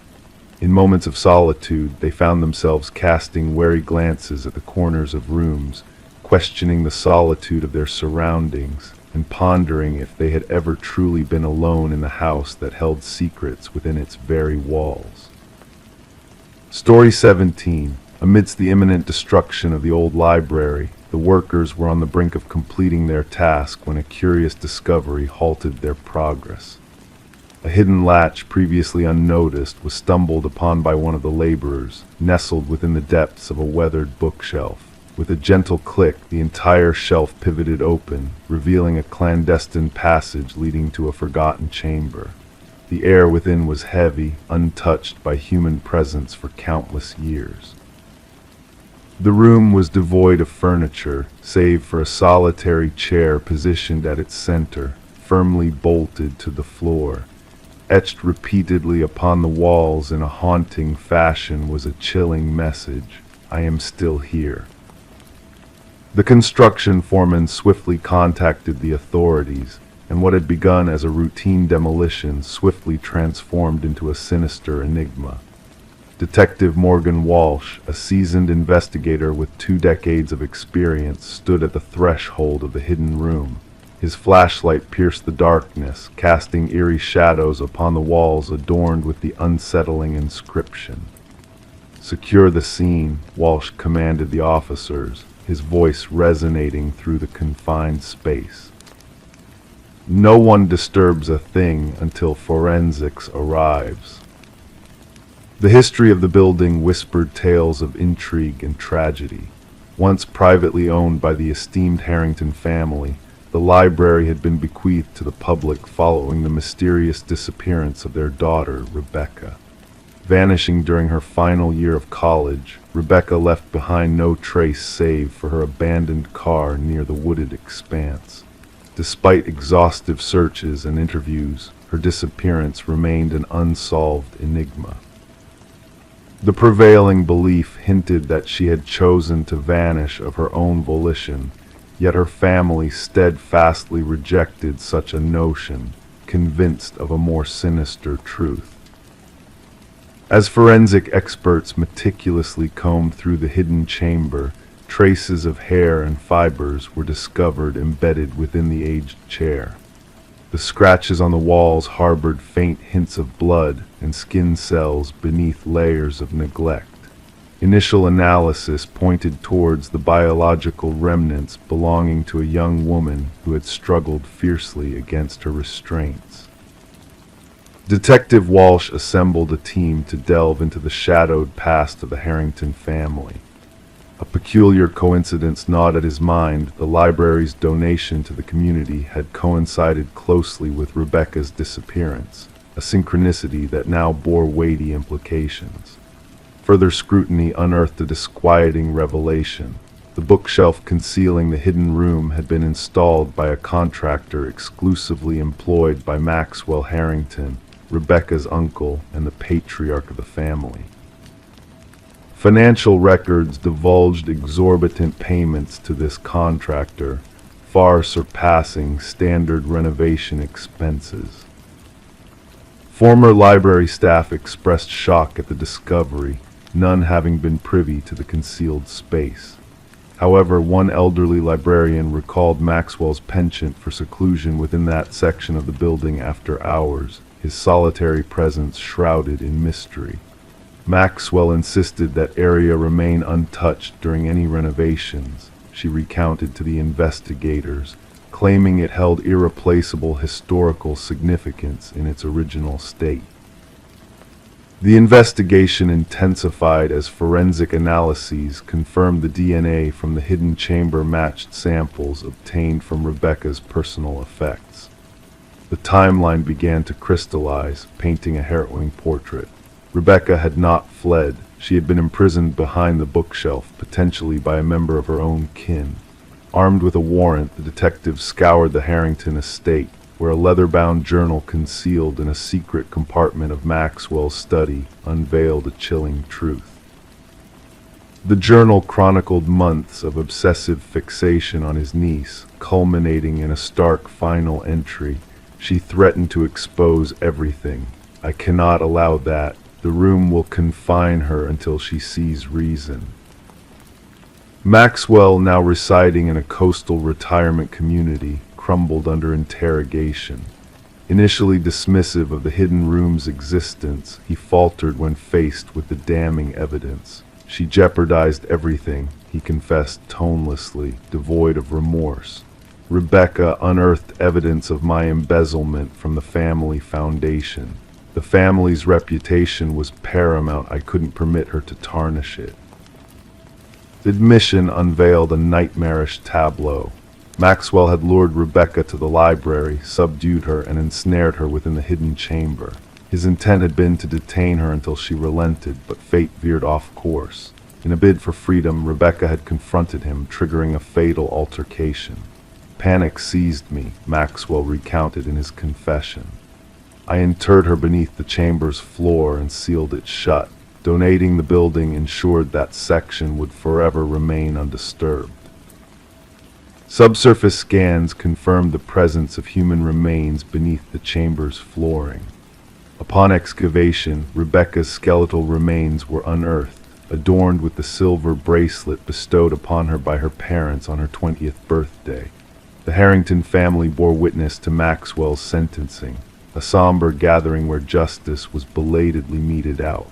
Clutching her daughter's recovered bracelet, Rebecca's mother found solace in the closure brought about after years of uncertainty. The cessation of the library's demolition transformed the site into a haven for lamentation and introspection. Community members tendered floral tributes at the entrance, honoring a life unjustly curtailed and a long-concealed truth that had patiently awaited discovery behind a veil of secrecy.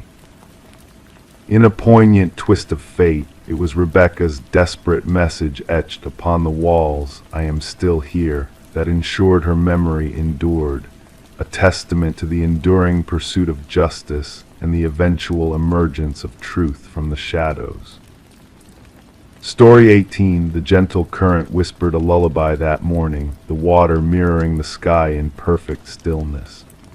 The fisherman's gaze swept lazily over the tranquil surface, almost missing the incongruous sight of a suitcase bobbing near the shore. At first it seemed like a mere cast-off, discarded by the indifferent hands of the river. But as he drew closer, a pungent odor clawed its way into his senses, thick, suffocating, impossible to ignore. The case was a ghost of its former self, ensnared in chains that bore the scars of time's relentless embrace. When the authorities pried it open, it wasn't garments that greeted them, but a macabre sight. Strands of hair intertwined with fingers frozen in a final, desperate grasp. And at the bottom, a chilling message awaited, "This isn't the first." Detective Sarah Mercer, a shadow among shadows, raised a delicate handkerchief to her lips as she surveyed the desolate scene. The victim, a woman in her prime, now lay adrift in the realm of the departed, her once dark locks now a haunting tapestry of decay. The medical examiner moved with a solemn grace, each movement a silent elegy to the life that had fled this mortal coil. But amidst the solemnity, it was not the method of disposal that gripped Mercer's mind, but the eerie reverence with which the victim had been arranged, every detail a testament to a twisted form of care. Her nails meticulously tended, her hair styled with precision, her attire whispering of opulence.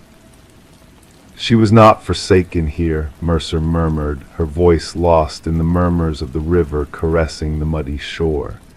"She was readied, adorned." The name of the fallen soul emerged as Catherine Walsh, a purveyor of dreams in the realm of real estate. Divorced, childless, she dwelled in solitude within the gilded cocoon of an upscale neighborhood. Colleagues painted a portrait of ambition and secrecy, a woman who wielded perfection as her shield. Her absence had been noted by an assistant, a faithful companion in the realm of business, who spoke with a fervor born of concern. She would never abandon that appointment, the assistant insisted, the weight of worry heavy in their gaze. That sale was to be her crowning glory. Within the sanctuary of Walsh's modernist abode, investigators tiptoed through a world frozen in immaculate beauty.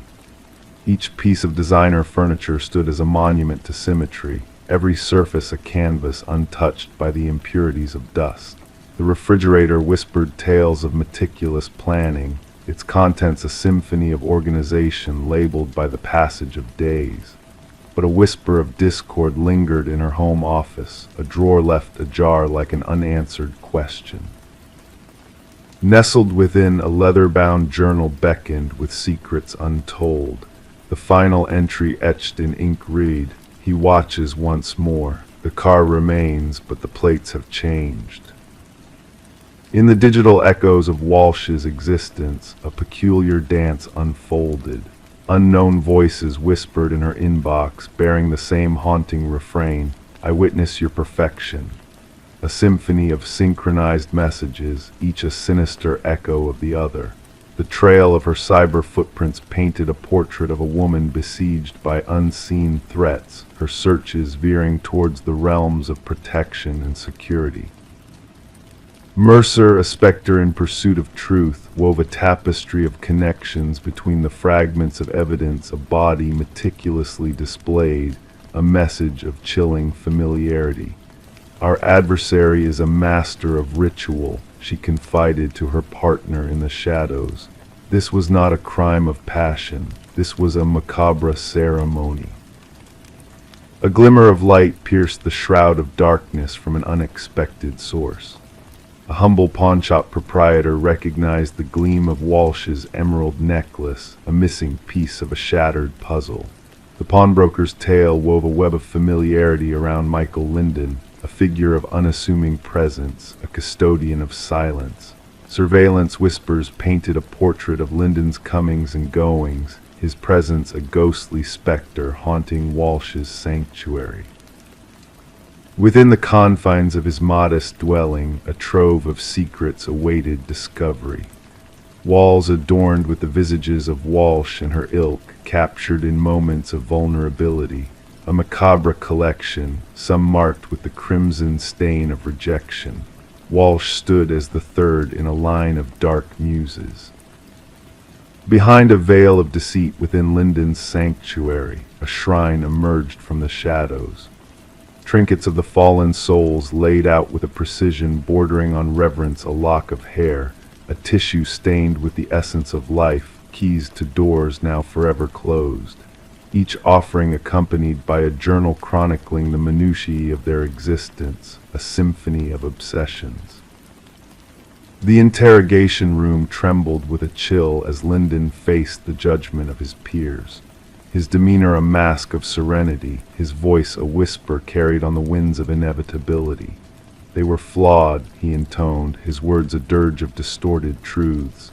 "They paraded their perfection, but I saw through their facade." Catherine's desk harbored chaos. Her lipstick bore the blemish of neglect. Her perfection was a lie. The quest for the predecessors of Walsh, as mentioned in the cryptic note, unfurled a tale of sorrow in remote corners. 2 more suitcases surfaced, each a sepulchre for souls similar in essence to Walsh souls who peddled perfection with every breath, souls who danced on the precipice of obsession. In the hallowed halls of justice, Lyndon stood as a statue of remorse, his visage a mask of indifference as the eulogy of his deeds resounded. Months of meticulous stalking, the weaving of a tapestry of lives cut short by the shears of delusion. The families of the fallen watched in silence as the gavel of fate struck its final chord, a life sentence without the promise of redemption. For Mercer, the shadows whispered of closure, but the specter of unanswered questions lingered like a ghost in the night. What whispered demons drove Lyndon to his grim pursuits? What chasm of imperfection within himself did he seek to fill through his twisted art? The river, a witness to the tale of woe, continued its eternal journey downstream, its depths swallowing all traces of the past. But in the heart of the precinct, atop Mercer's desk, rested echoes of a nightmare, the haunting journals that bore witness to the darkness that lurked behind the facades of normalcy. A reminder that in the quiet corners of ordinary lives, monsters may dwell, waiting for the moment of revelation, waiting for the mask of perfection to slip and reveal the abyss within. Story 19. In the attic, concealed beneath a worn blanket, they stumbled upon it. A porcelain doll, aged and fragile, with eyes of painted blue that seemed to hold secrets untold. Sarah and Michael, a young couple, dismissed it with laughter as just another forgotten relic of the past. Yet that night, as they drifted off to sleep, a subtle shift in the air made them uneasy. The silence felt heavy, pregnant with unseen whispers. And when morning dawned, the doll was no longer in the attic. It sat solemnly at the foot of their bed. The Victorian house they had purchased at auction beckoned to them with its intricate woodwork and enigmatic allure, despite whispers of a troubled history that clung to its walls like shadows. Little did they know that they would soon be entwined in its enigmatic narrative. Detective Rachel Winters was summoned on a crisp autumn morning to investigate a chilling discovery. The female victim, found in the master bedroom, was posed in a contorted manner, her eyes wide with a frozen expression of terror. Nearby, the male victim appeared as if he had been attempting to flee. The scene, eerily pristine, offered no clues of a struggle or forced entry, just a sense of deliberate arrangement that sent shivers down Detective Winters' spine. As the investigation unfurled, tales from neighbors painted a tapestry of unease. A shadow glimpsed from an upstairs window, childlike laughter echoing through the empty house. Each account added a layer of disquiet to the already perplexing puzzle. Forensic analysis revealed traces of antique doll materials scattered throughout the house, most concentrated around the victims, and the attic an unsettling revelation that defied conventional logic.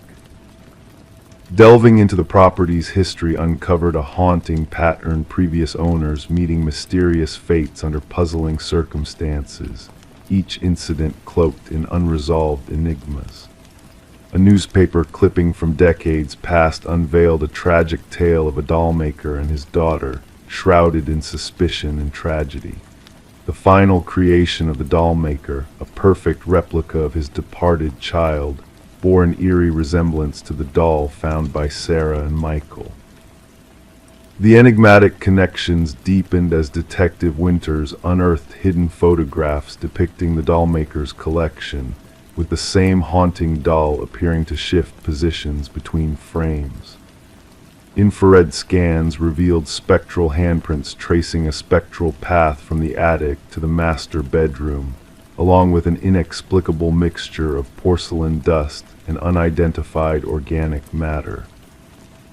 A revelation from a distant relative of the dollmaker hinted at arcane practices and the binding of spirits to inanimate forms, imbuing them with a semblance of life beyond comprehension.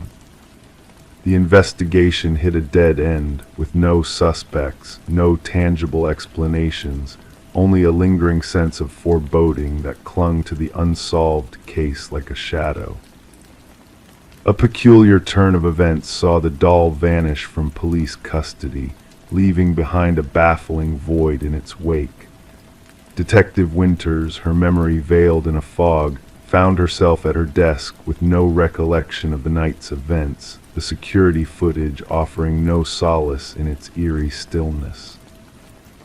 The house, burdened by its tragic legacy, changed hands once more, its price dwindling as whispers of its haunted past circulated. The new owners discovered the attic devoid of the doll, save for a solitary blanket draped in a corner, a silent testament to the enigma that had eluded resolution. As the unsolved case faded into the annals of mystery, Detective Winters chose an early retirement, her final act shrouded in secrecy as she safeguarded a photograph of the enigmatic doll maker and his creations, sealed away with a warning never to unveil its contents. The new occupants reported tranquil nights undisturbed by spectral echoes, opting to leave the attic undisturbed in a silent pact with the unknown. Yet on whispered breezes of twilight, tales emerged of a spectral presence behind the attic window, accompanied by the faint laughter of a child, a haunting echo of a past that refused to be forgotten. Story 20. The worn plank shifted under her weight, drawing her focus to a subtle disturbance. Stooping down, she traced the edges with her fingertips, sensing the concealed void beneath the seemingly solid floor. Intrigued, she carefully pried up the boards, unveiling a shadowy, cramped space beneath the house. Initially shrouded in dust and cobwebs, the darkness slowly revealed its secrets to her searching eyes. A mattress, a chair. And tucked away in a corner, a weathered notebook filled with the repetition of a name, her own name, scrawled over and over. Detective Morgan Reed stood silently behind Sarah Coleman as she peered into the abyss beneath her new dwelling. The fear etched on Sarah's face spoke of a deeper disturbance than mere discovery. It hinted at a violation of security, an encroachment of malevolence into what was meant to be a fresh beginning. "Do not disturb anything further," Detective Reed's voice, calm yet resolute, directed Sarah. Clicking on her flashlight, she cast light into the hidden space, revealing walls plastered with surveillance photographs, images capturing Sarah's every move, her every interaction. A shrine of obsession concealed right beneath her feet. Sarah had acquired the quaint cottage from the estate of an elderly man named Walter Green, a solitary figure who had passed away with no known kin. The property had stood empty for months before finding its way onto the market, described in the real estate listing as charming and in need of minor touch-ups. No mention had been made of anything out of the ordinary during inspections or the sale process. "I never laid eyes on him, the previous owner," Sarah murmured. Neighbors mentioned he kept to himself. "I was informed that basement access had been sealed off long ago. That's what the inspection report stated." Crime scene investigators arrived, their equipment clunking against the wooden floorboards as they entered. They meticulously documented everything, gathering evidence, and eventually removing the mattress, chair, and notebook from the hidden enclave. Forensic experts later uncovered numerous fingerprints throughout the space, all belonging to Walter Green. What unsettled the investigators most was the timeline they reconstructed. Utility records and dated photographs within the chamber indicated that Walter had been surveilling Sarah for a minimum of 3 years before his demise. He had shadowed her at community gatherings, frequented the same grocery store, and even visited the cafe where she occasionally worked. Yet Sarah had no memory of ever crossing paths with him. This level of fixation often escalates, the department psychologist remarked in a briefing. The subject progresses from fantasy to plotting. The hidden room suggests he was preparing for something more direct. Detective Reed's inquiry took an unexpected turn when she interviewed Walter's former colleague from the maintenance department at the local shopping center. The man appeared uneasy, toying with his wedding ring throughout their conversation. Walter spoke of her at times, he confessed. He claimed she reminded him of someone. I assumed it was just an old man's infatuation. I never imagined. His voice trailed off, his gaze fixed on his hands. Did he ever mention any schemes involving her? Reed probed, not explicitly, but he had this phrase he'd repeat about how she belonged with him. I took it as mere words. Reed obtained a warrant to search Walter's workplace locker, left untouched since his passing. Inside, they uncovered a key that did not correspond to any locks in Walter's residence. Tracing the serial number led them to a storage unit registered under his name. With a grating sound, the metal door of the unit rolled open. Neatly arranged within were replicas of furniture from Sarah's former apartment, her bed, her desk, even her living room set. Walter had painstakingly recreated her living space down to the smallest details. A mannequin adorned with a wig mirroring Sarah's hairstyle sat at the duplicate desk. Most chilling of all was a calendar marked with a date just 1 week after Walter's sudden demise from a heart attack. The date was encircled in red, bearing a single word scrawled across it: together. Further investigation unveiled that Walter had been institutionalized in his youth due to an obsession with a female teacher. His records indicated treatment for erotomania, a delusion where the individual believes someone is in love with them despite evidence to the contrary. Released and living incident-free for decades, something about Sarah reignited his dormant fixations. At the police station, Reed spread out crime scene photos on the conference table.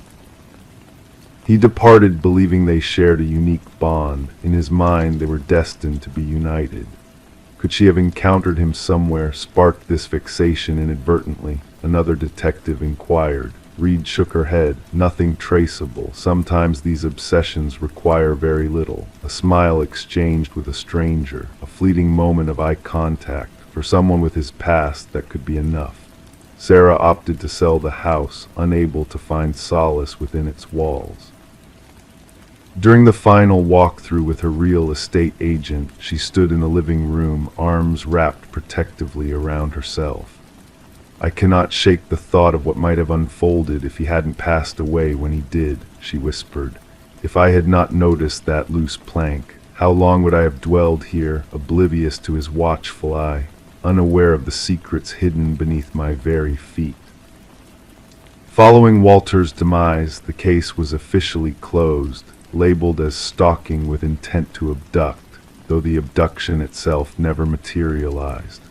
Psychological evaluations of the evidence indicated that Walter had intended to confine Sarah either within the hidden chamber or the storage unit. Sarah relocated far away, altering her routines and safeguarding her personal information more vigilantly. Detective Reed occasionally checked in on her, an unspoken acknowledgement of how narrowly Sarah had escaped becoming another tragic statistic, another casualty. The cottage found new owners in a young couple oblivious to its dark history. The concealed chamber was properly sealed, the floorboards replaced, life persisted. Yet for those privy to the truth, the tale of the room beneath the floor served as a chilling reminder of the unseen perils that lurk, of monsters who evade capture, and of victims who never grasp how close they came to their own demise. Story 21. The aged envelope, its edges tinged with the passage of time, bore a fresh stamp, as though just sent on its way. With a careful touch, the detective unfolded its contents. Inside lay a single sheet of paper, bearing a message typed hastily in an uneven script. I am sorry for what I did. A dampness clung to the paper, carrying with it a faint scent of iron. It was then that the detective's gaze fell upon a reddish smear along the bottom edge, a mark that whispered of something darker than mere ink.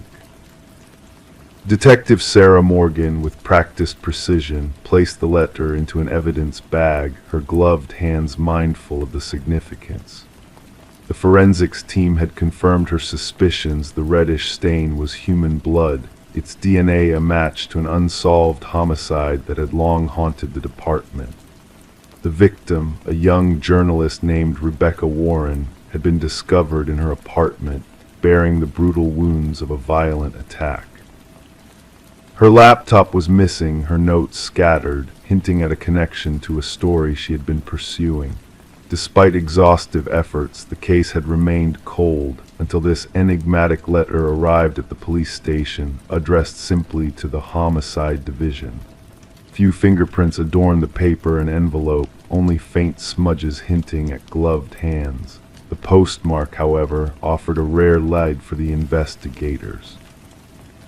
Gathering her team in the dimly lit briefing room, Detective Morgan pinned the letter at the heart of a sea of crime scene images and investigative dead ends. "This changes everything," she declared to the room. "Our perpetrator shows signs of remorse." Detective James Chen, her steadfast partner in this enduring case, scrutinized the letter thoughtfully. "Or perhaps they seek to deceive us with this display," he countered. "The blood may be a ploy, a theatrical gesture meant to taunt us." Tracing the unique typewriter impression patterns to a model long out of production, the forensics team embarked on a quest through antique shops and collector circles in search of the elusive machine. As the investigation gained momentum, the detectives delved into Rebecca's life, uncovering her relentless pursuit of truth and justice. Her investigations had led her to a wealthy family embroiled in a web of deceit and power struggles. The family's patriarch's recent demise had sparked a bitter feud over inheritance and secrets long buried. In their quest for answers, the detectives revisited Rebecca's boyfriend, Michael Barnes. His demeanor, once solid and grief-stricken, now betrayed a nervous unease in the presence of the incriminating letter. Rebecca spoke of being followed, he confessed. "I dismissed her fears as paranoia fueled by her investigations. I should have listened." As the detectives delved deeper into this new light, a second letter arrived, bearing the same typewritten message in blood. This time the confession revealed a chilling truth. She uncovered too much about the family, about the inheritance, about what truly befell the old man. "I never intended for it to escalate that far." The trail led the investigators to the grand mansion of the deceased patriarch, where they confronted the eldest son, Richard. Suspicion fell upon him as his collection of antiquities included vintage typewriters akin to the one used for the letters. His alibis seemed rehearsed, his composure too polished to be genuine. The breakthrough came with the discovery of microscopic fibers on the envelopes, linking them to custom stationery belonging to the family's youngest daughter, Alina. Further investigation revealed Richard's manipulation of Alina's stationery for his sinister correspondence. A search of Richard's residence unveiled a hidden chamber adorned with evidence clippings about Rebecca, surveillance materials, and the vintage typewriter that sealed his fate. The blood analysis confirmed the blood as Rebecca's own. The unsuspected link between Richard and Michael emerged through financial transactions, indicating a sinister partnership in the tragic events leading to Rebecca's demise. Confronted with the evidence, Michael confessed to unwittingly setting the wheels in motion by revealing Rebecca's damning discoveries to Richard, never anticipating the fatal outcome. Alina's pivotal recording captured Richard's damning words, sealing his fate.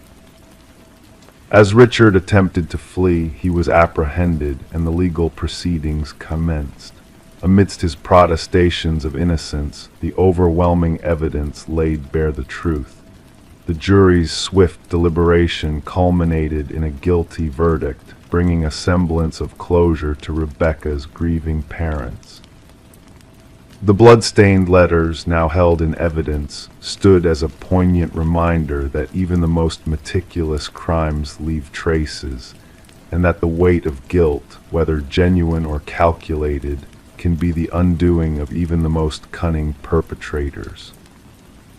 Rebecca Warren's case became a beacon in detective lore, a testament to the power of intuition and persistence over high-tech wizardry. It underscored the notion that sometimes the key to unlocking a mystery lies in the echoes of an old typewriter and the haunting specter of remorse that shadows those who believe they've crafted the perfect crime. Story 22. I'm in the post, tucked inside a plain envelope with no sender's details. A solitary brass key weathered by time's touch. The homeowner, puzzled by its unfamiliar appearance, sensed a strange familiarity lingering around it. Testing it in every lock she owned, the key refused to turn for her. It belonged to no door in her dwelling, yet when she set it down on the coffee table, the ancient grandfather clock in the hallway emitted a solitary, eerie chime despite its long-standing state of disrepair. Sarah Miller, unsettled by the inexplicable event, promptly informed the authorities upon discovering the mysterious key. What began as a peculiar incident swiftly unraveled into a deeply unsettling criminal inquiry that would shake the tranquil suburban neighborhood to its core. The initial responding officer brushed off Sarah's worries as inconsequential, a mere key in the mail, possibly a mix-up, he proposed. However, Sarah's intuition insisted that something was amiss. The officer, somewhat reluctantly, accepted the key as evidence, more to pacify her concerns, sealing it in a small evidence bag that would later become pivotal in a sprawling investigation. Detective Robert Harmon was handed the case file during the morning briefing. A seasoned investigator from the Special Victims Unit, he possessed a knack for discerning cases that transcended their seemingly innocuous beginnings. The brass key sat on his desk, outwardly unremarkable yet carrying an unsettling aura. Delving into Sarah's background revealed no traces of criminal activity. A retired high school English teacher, widowed, with 2 grown children residing across the country, Sarah appeared to be exactly who she professed, an unsuspecting recipient of a mysterious object. Forensic analysis unveiled no fingerprints on the key save for Sarah's. The envelope yielded no leads, bearing only a generic postmark from the regional distribution center. No DNA, no trace evidence. The key itself, a standard schlage worn with age and likely several years old, posed a baffling mystery. The breakthrough arrived unexpectedly when Detective Harmon decided to cross-reference the key's unique bidding pattern with the department's database. A cold case from 7 years past surfaced, documenting an identical key pattern linked to a storage unit where investigators had uncovered blood-stained carpet, cutting tools, and images of unidentified women. The original investigation had hit a dead end due to insufficient evidence to pinpoint a suspect. Harmon retrieved the dusty case files. The detective who had overseen the case had retired, and the storage unit had been rented under a false identity, the fee paid in cash. Surveillance footage had long been erased. The evidence collected had yielded partial DNA profiles, yet no matches in any criminal database. The images retrieved from the storage unit depicted 5 women, all seemingly unconscious. Only 3 of them had been identified during the initial investigation, all reported missing but never located. Their cases remained open, deemed suspected homicides without bodies. Sarah Miller failed to recognize any of the women in the photographs presented to her. As the inquiry progressed, she grew increasingly apprehensive, fortifying her home with enhanced locks and a security system. The lingering question echoed, why had someone sent her this key? Harmon ordered a fresh analysis of the original evidence using modern techniques. The partial DNA sample was expanded and ran through genealogical databases, leading to a distant familial match, a second cousin twice removed from the suspect. Tracing back through family trees, investigators honed in on Harold Jenkins, a former neighbor of Sarah Miller who had relocated 2 streets away around 6 years ago, his current whereabouts unknown. Further exploration unveiled Jenkins as a substitute teacher at the same school where Sarah had taught, although their documented interactions were minimal. His employment records revealed a spotty work history, prolonged unexplained absences, and frequent relocations. A search of his prior residence turned up no unusual findings. Neighbors described him as unassuming, a solitary figure who kept to himself a familiar narrative that often follows revelations about predators concealed in plain sight. The pivotal question lingered: why dispatch the key to Sarah now? Harmon speculated it could be a trophy, a foreboding message, or perhaps a chilling invitation. The hunt for Jenkins intensified. His driver's license had lapsed, no recent credit card activity, no tax filings, a deliberate effort to stay off the grid, leaving behind no digital traces as most individuals do. The grim reality of the case unfolded when authorities probed a small cabin registered under Jenkins' late mother's name. Beneath the aged wooden floorboards, investigators stumbled upon a hidden chamber accessible only through a concealed trapdoor. Inside, meticulously arranged shelves housed numerous identical brass keys, each engraved with a name and date on a small attached tag. 5 of the keys corresponded to the women pictured in the photographs. The remaining 27 keys unveiled a harrowing implication of additional victims previously unknown to law enforcement. Buried behind the cabin, forensic teams unearthed human remains. The excavation persisted for weeks as multiple bodies in various stages of decay were unearthed. Sarah received continuous protection as the nationwide manhunt for Jenkins expanded. Behavioral analysts posited that the key symbolized a twisted gesture, Jenkins selecting Sarah as a recipient to acknowledge his artistry. The media christened him the Keymaster, a moniker that swiftly spread across national headlines. Fear permeated the community as residents grappled with the realization that such horrors had lurked among them unnoticed. Tracking dogs trailed a scent from the cabin into the surrounding wilderness. Search teams scoured thick forested areas. Thermal drones surveyed rugged terrains inaccessible to ground units. The manhunt burgeoned into one of the region's largest endeavors. A wildlife enthusiast capturing images in remote woods snapped a photo resembling Jenkins, a bearded man with hollow eyes carrying a backpack venturing deeper into the wilderness. Authorities cordoned off the area, establishing a perimeter. Tactical squads navigated treacherous landscapes while psychological profilers predicted Jenkins's reluctance to surrender, suggesting he may have prepared for such a scenario with hidden supplies and escape routes. The final showdown unfolded when a patrolling officer encountered Jenkins trying to cross a river. Rather than submit, Jenkins retreated to higher ground, barricading himself in an abandoned fire observation tower. Negotiators attempted communication for hours to no avail. Upon breaching the tower, tactical teams discovered Jenkins deceased from a self-inflicted wound. Beside him lay a journal chronicling his crimes in detail, alongside a solitary brass key identical to the one sent to Sarah. Within a waterproof container, investigators unearthed further evidence, including photographs, maps pinpointing burial sites, and personal effects taken from victims, a meticulously preserved chronicle of atrocities spanning nearly a decade. The final entry in the journal addressed Sarah directly.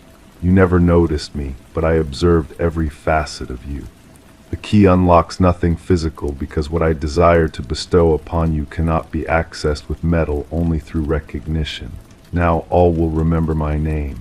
Subsequent investigations unveiled a total of 32 victims.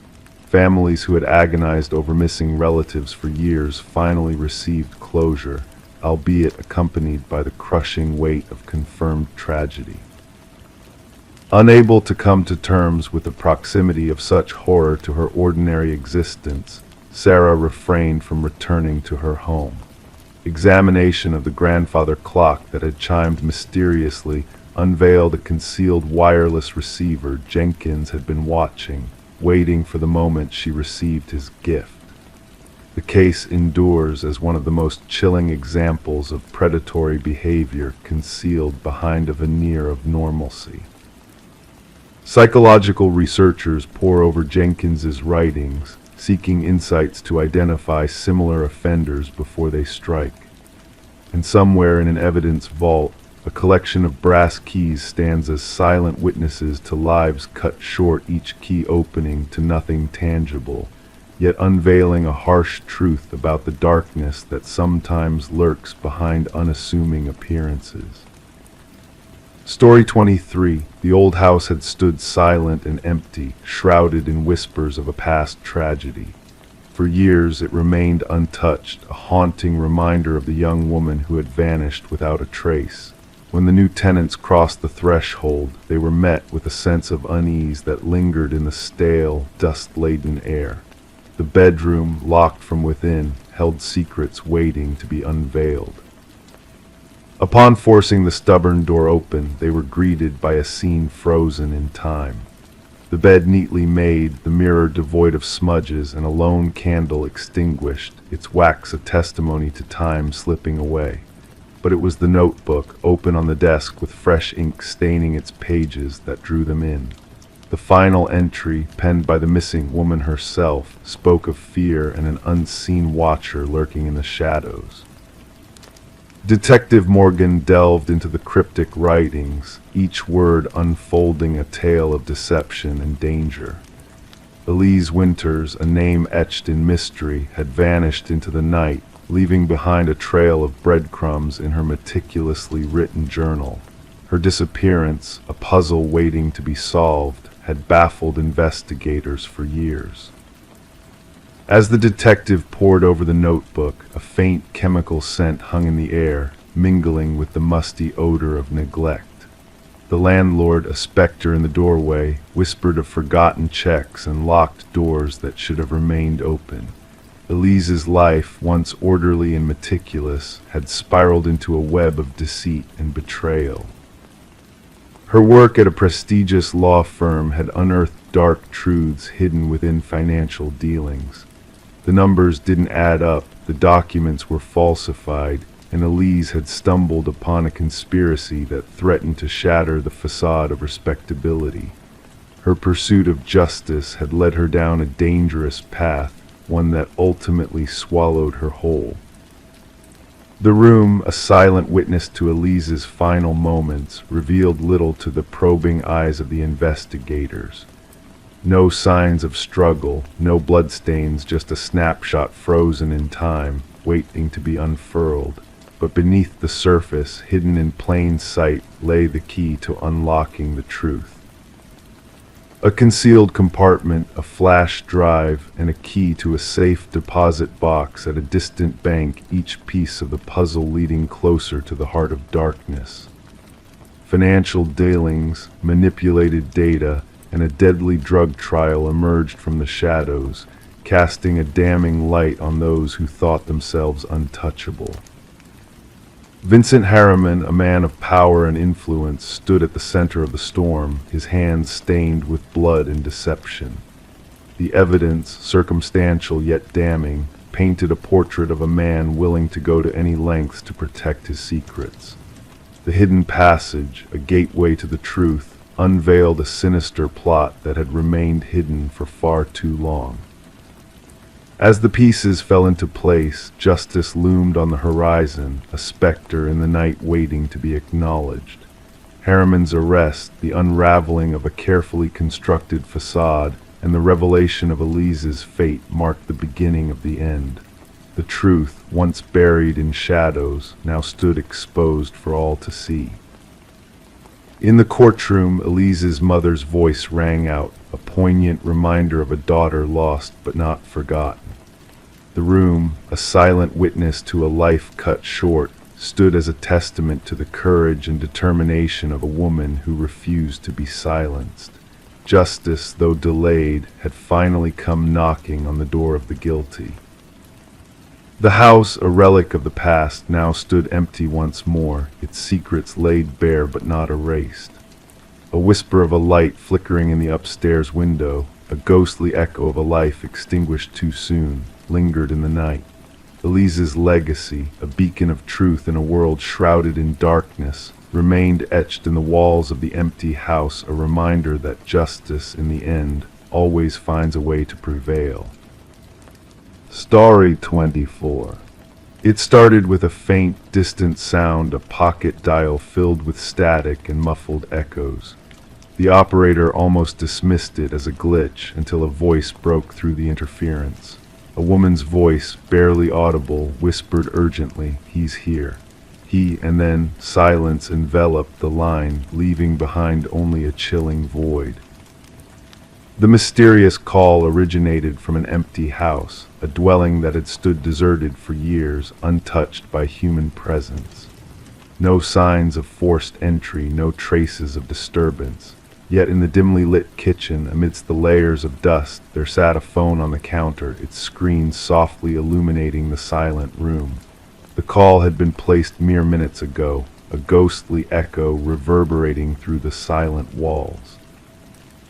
Detective Morgan Reed found herself ensnared by the haunting whisper, its essence lingering in the air: desperation, fear, and an eerie impossibility. The vacant property belonged to the Sullivan family, who had left in haste after a devastating fire ravaged the west wing of their home.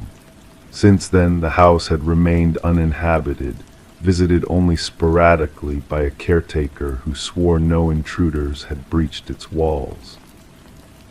"Background check on the number," Morgan inquired, turning to her partner, Detective Walsh.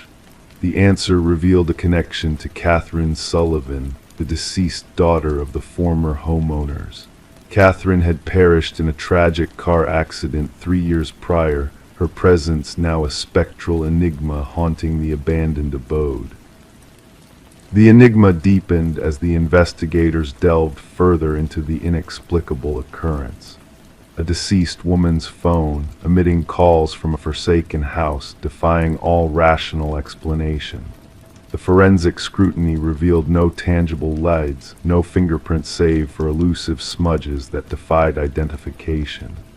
The aura of eerie mystery enveloped the scene, as if the phone had materialized out of thin air, disrupting the settled dust on the counter. The heart of the investigation became the cryptic recording, the 11 seconds of static, faint breathing, and the 5 chilling words that echoed through the void. Voice analysis confirmed the spectral whisper as that of Catherine Sullivan, with an unsettling 98% certainty. The timestamp of the call aligned precisely with the moment of Catherine's tragic demise, a convergence of past and present that defied the laws of reality. Interviews with those who knew Catherine unveiled fragments of a tumultuous past. Her father, now remarried, appeared genuinely perplexed. Her mother, a solitary figure in a modest apartment, crumbled upon hearing the spectral message, recognizing her daughter's voice filled with primal fear. Mark Jennings, Catherine's former boyfriend, had an airtight alibi for the night of the call, his whereabouts corroborated by witnesses and security footage. Yet the spectral call persisted as a lingering enigma, a haunting echo from beyond the veil. The breakthrough arrived in the form of a journal unearthed from Catherine's belongings, a journal that chronicled a descent into darkness within her relationship with Mark. The entries spoke of love twisted into control, of isolation and mounting dread, culminating in a chilling prophecy: "If anything happens to me, it wasn't an accident."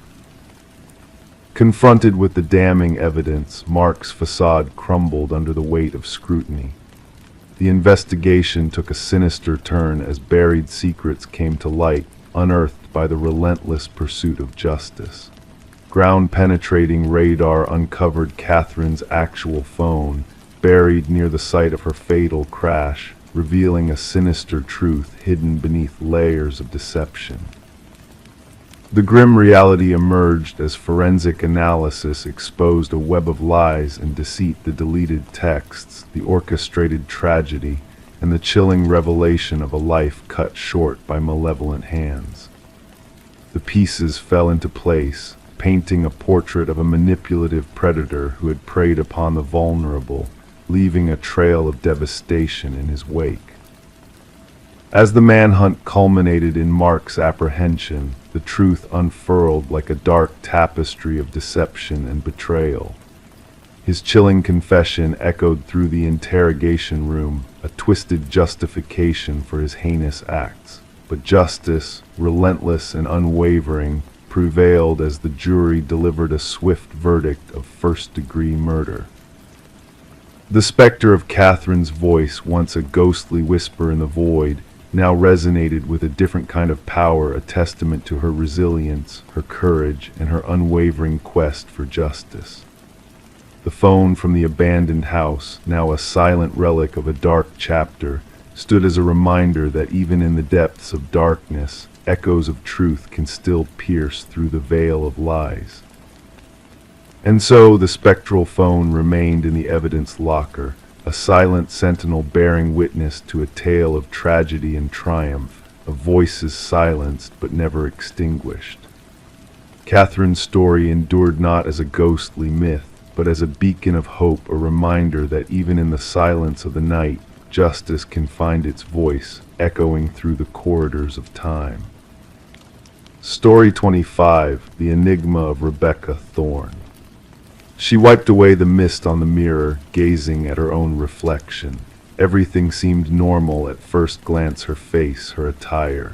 Yet a subtle sense of unease crept over her as she continued to peer into the mirror. A flicker caught in the corner of her eye, a movement not of her own making. And when she turned away, her reflection remained motionless, watching. Thus began the perplexing tale of Rebecca Thorne, sparked by that eerie moment in her bathroom. What unfolded would baffle investigators and cast a shadow over the community for years to come. Rebecca resided in a modest apartment in a serene suburban enclave, living a solitary existence. Known to her friends as meticulous and introverted, she maintained a polite distance from others while remaining amiable with her neighbors. Her occupation as a data analyst for a medium-sized company dictated a life of order and exactitude. There was nothing about her that hinted at her becoming the focal point of one of the most mystifying criminal inquiries of the era. The initial signs were subtle. Objects within her apartment seemed to have shifted, no items missing, just rearranged. A coffee mug placed on a different shelf, books shuffled around, her toothbrush misplaced. Initially brushing off these anomalies as mere lapses in memory, Rebecca attributed them to her prolonged hours spent under harsh fluorescent lights, scrutinizing spreadsheets until her vision blurred. Detective Marion Shaw was alerted to the situation when Rebecca, after enduring weeks of these disturbances, finally sought help from the authorities. The initial evaluation suggested no criminal activity, perhaps a matter best addressed by mental health services rather than law enforcement. Shaw duly recorded the complaint but relegated it to the stack of non-urgent cases. There was nothing concrete, Shaw later recounted. No signs of forced entry, no missing items, just a woman plagued by a sense of unease within her own home. The pivotal moment arrived with the incident in the bathroom mirror. During her subsequent interaction with the police, Rebecca vividly recounted how her reflection appeared to move independently, how she felt a constant gaze upon her even in solitude. This time she presented evidence, footage from a security camera she had installed, focused on her front door. The recording unveiled a truth that sent shivers down the spines of even the most seasoned officers. The grainy video depicted Rebecca leaving for work in the morning, only to reveal someone identical to her using a key to access her apartment 20 minutes later. Forensic experts scrutinized the footage for signs of tampering or digital manipulation, but their search yielded no evidence of foul play. The person entering the apartment mimicked Rebecca's movements, attire, and even carried the same distinctive leather bag. However, Rebecca had already been recorded badging into her office building across town by her workplace security system at the same time. "We are facing a doppelganger scenario," Detective Shaw informed her superiors.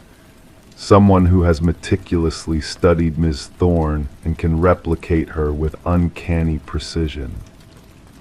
The investigation intensified. Fingerprints found throughout the apartment matched only Rebecca's own, and no foreign DNA was unearthed. Neighbors reported nothing out of the ordinary, just Rebecca's routine comings and goings. Mrs. Keller, a neighbor, mentioned greeting Rebecca upon her return home one evening, receiving no response, a behavior which struck her as unusual but not alarming. Rebecca commenced documenting the disturbances in a journal. Minor alterations within her living space began to accumulate. Unidentified food vanished from her refrigerator, her computer displayed searches she had not initiated, and most unsettlingly, she stumbled upon photographs on her phone, selfies of herself which she had no recollection of capturing. In some images, her expression appeared subtly awry, the smile too wide, the gaze too intense. "I feel as though I am descending into madness," she confided to Detective Shaw during their third meeting. "Or perhaps someone is orchestrating my descent." A breakthrough emerged when investigators discerned a pattern in the security footage. The doppelganger only infiltrated when Rebecca departed for specific engagements, therapy sessions, yoga classes, Sunday morning grocery trips. These were prearranged activities of predictable durations. "Someone is intimately familiar with your routine," Shaw elucidated. "This is not haphazard, it is calculated surveillance and infiltration." A forensic psychologist posited that they were dealing with a case of fixation, a person fixated on becoming Rebecca, living her life, and possibly aiming to supplant her entirely. Such instances were uncommon but documented in psychological literature. The perpetrator typically experienced a psychological rupture and fixated on a victim embodying traits they coveted: stability, beauty, success, normalcy.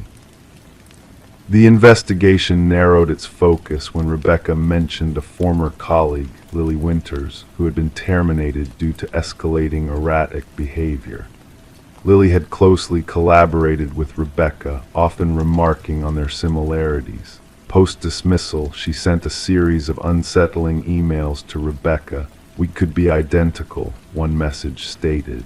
"Sometimes I feel more like you than you do." Detective Shaw secured a warrant to search Lily's residence.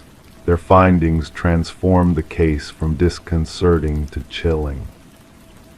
One room in Lily's abode had been transformed into a shrine-like replica of Rebecca's bedroom. The walls were adorned with photographs, countless snapshots of Rebecca arriving home, shopping, meeting friends, all taken without her knowledge. A closet harbored precise duplicates of Rebecca's wardrobe, while a vanity held makeup matching Rebecca's preferred brands, alongside meticulous notes on her mannerisms, speech patterns, and daily routines. The most incriminating evidence surfaced in the form of practice videos. Lily had recorded herself mimicking Rebecca's walk, gestures, and expressions. The evolution was evident. Initial attempts were clumsy and conspicuous, later iterations nearly indistinguishable from the authentic Rebecca. "She aspired to be me," Rebecca murmured upon beholding the evidence. "She was not merely imitating me, she was obliterating me." Technicians discovered sophisticated equipment for duplicating keys and replicating electronic access cards. Lily had orchestrated an elaborate system to track Rebecca's movements, including a calendar with precise forecasts of her agenda. What eluded investigators was Lily's ultimate objective. Journals found in her residence contained rambling entries that vacillated between the first and third person, occasionally referring to Rebecca as both me and her in the same paragraph. The final entry sent a chill down the investigators' spines. Soon, only one of us will remain. The stronger version will endure. When authorities moved to apprehend Lily, she had vanished. Her residence bore signs of a hasty departure, drawers left ajar, certain technology missing. A nationwide alert was issued.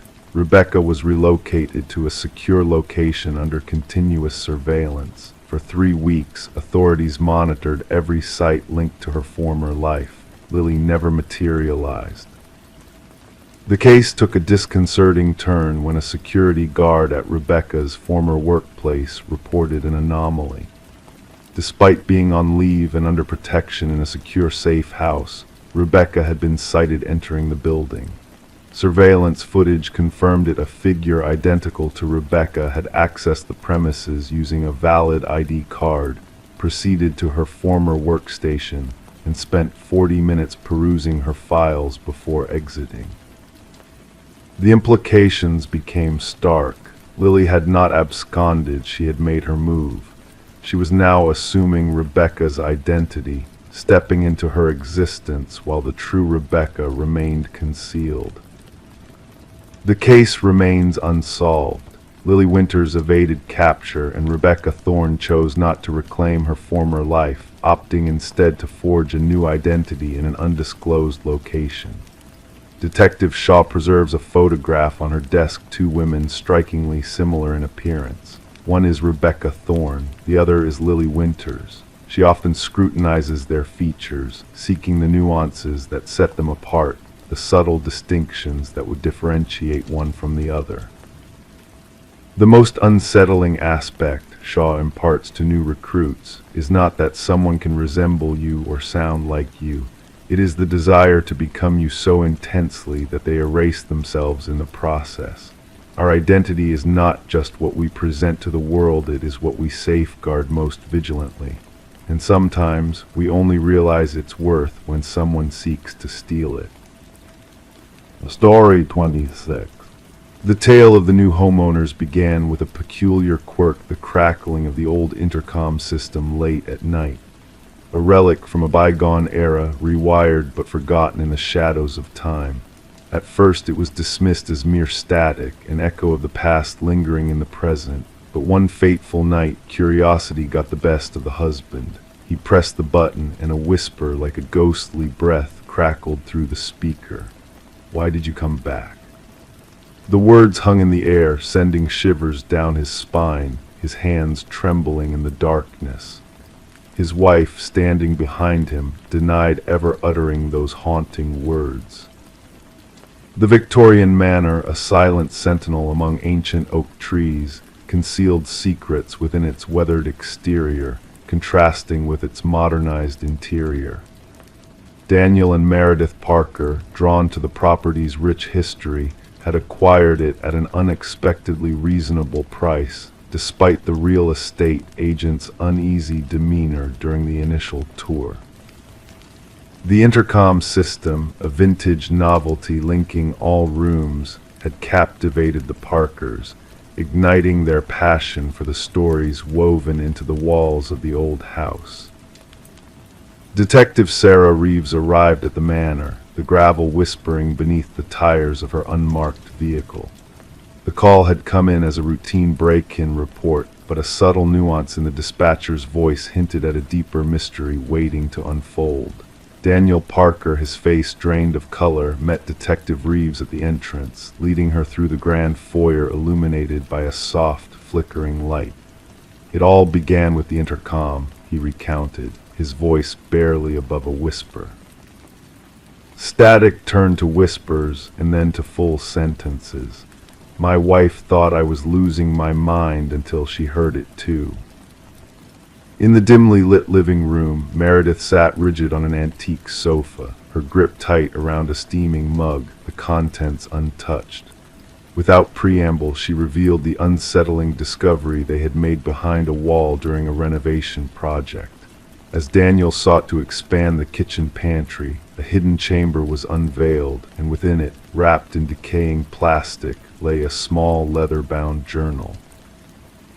Detective Reeves' gloved hands turning the fragile pages uncovered the intricate script of Alina, the journal's previous owner. Her words chronicled a growing dread of her husband Vincent's malevolent intentions.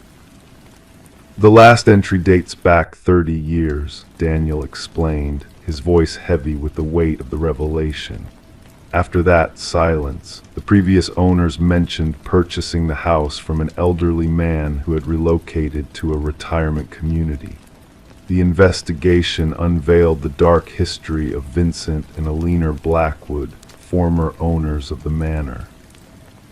Records indicated Vincent's abrupt sale of the property following Alina's disappearance, with no trace of her existence beyond the final journal entry. A team assembled by Detective Reeves meticulously combed the property, unearthing anomalies beneath the garden shed's concrete foundation. As the ground yielded its secrets to the investigators, the truth emerged in the form of skeletal remains, a woman in her 40s bearing signs of violence to her skull. Among the bones, a gold band engraved with the words "To Alina, my eternal love," whispered of a tragic tale long buried in the shadows of time. Vincent Blackwood, now aged and residing in a care facility, faced the consequences of his heinous act. Confronted with irrefutable evidence, his chilling admission unveiled a sinister truth. She wouldn't cease her incessant chatter, Vincent confessed with an eerie calm. Always through that cursed intercom, questioning, watching. I cut the connection, but she rewired it herself, longing for a perpetual connection, no matter where I roamed in the house. I craved solitude. His vacant gaze pierced through the room, haunted by memories buried deep within the walls of the manor. During his trial, Vincent's meticulously crafted deception crumbled, his guilt undeniable. The sentencing judge, acknowledging the calculated cruelty and decades of deceit, delivered a swift verdict. Daniel and Meredith, burdened by the house's grim legacy, relinquished ownership, bidding farewell to a chapter tainted by darkness. Before their departure, they honored Alina with a solemn ceremony in the restored garden, a final tribute to a lost soul finally at peace. The intercom, witness to the tragedies of the past, was removed by the subsequent owners during renovations. Workers reported hearing echoes of static and whispers, attributing them to mere interference from their tools. Detective Reeves, closing the Blackwood case file for the last time, pondered how the house had transcended time to expose its hidden truths. The pursuit of justice had caught up with Vincent Blackwood, the echoes of Alina's voice resonating through the halls of the manor. Dubbed the house that answered back by local law enforcement, the manor stood as a silent witness to the enduring echoes of the past. Detective Reeves, on her nightly drive home, would slow by the property, the window cracked open to catch whispers carried on the wind, a reminder of a mystery solved but never forgotten. Story 27, The Intruder in the Dollhouse. She never enjoyed venturing into the attic, but when the storm brought a leak in the roof, she had no choice but to face its eerie depths. The attic was a realm of forgotten treasures, cloaked in dust and cobwebs. Amidst the shadows in the farthest corner sat an ancient dollhouse, exquisitely detailed, its miniature furniture meticulously arranged. Yet as she gazed inside, a shiver ran down her spine. The figures within were not dolls, but tiny, intricately carved replicas of her own family. Each figure placed precisely where they sat downstairs, except for one. The figure meant to represent her stood by the attic door. Rebecca Morgan traced her finger over the dollhouse roof, feeling the indent where the small wooden figure stood. A chill ran through her body, unrelated to the cold draft whispering through the rafters. The dollhouse had no place there. This wasn't her childhood home, but a rental property her family had recently moved into. The discovery led Rebecca to call law enforcement in a panic. Upon arrival at the suburban residence, officers encountered a family in distress, gathered in the living room, fearful of returning upstairs. Detective Sarah Harmon, the lead investigator, initially dismissed their concerns as a prank or the product of an overactive imagination adjusting to a new abode. The precision struck me, Detective Harmon later recalled. Each miniature figurine captured a unique detail of every family member: the father's receding hairline, the son's hoodie, even the mother's small birthmark. The investigation took a turn when forensic teams found fingerprints on the dollhouse that did not match any family member. Even more unsettling were microscopic cameras embedded in the eyes of each miniature figure, all linked to a hidden recording system beneath the dollhouse. Analysis of the Morgan family's movements revealed a disturbing pattern. The positions of the figures in the dollhouse mirrored not just their current evening, but exact postures from different days, indicating someone had observed them long enough to learn their routines. We realized this wasn't mere stalking, Detective Harmon explained. The perpetrator exhibited a level of obsession rarely seen in criminal psychology. A concealed entrance to the basement was discovered behind a false wall in the pantry. Inside, investigators found evidence of someone living there before the Morgans. Food wrappers, water bottles, and a sleeping bag hinted that the intruder had been under the family's feet for weeks. The absence of forced entry puzzled investigators. Property records unveiled the house's vacancy for almost a year before the Morgans moved in. The previous elderly owners had both passed away, leaving their son to handle the estate sale and property rental. Neighbors provided sparse information during interviews. Most had noticed nothing amiss, except for an elderly lady who sporadically saw lights in the house while it stood vacant. I assumed it was the real estate folks showing the property, she told investigators. Never crossed my mind someone might be living there without permission. A breakthrough emerged through digital forensics. Surveillance data from the miniature cameras led investigators to an apartment across town. Inside, walls adorned with photos of the Morgan family and past house occupants were found. Journal entries documented daily routines of each family member with unsettling accuracy. Most chilling was a workshop filled with partially constructed dollhouses, each representing different homes in the vicinity. The apartment belonged to Martin Wells, the son of the former homeowners. Financial records revealed escalating debt post his parents' demise.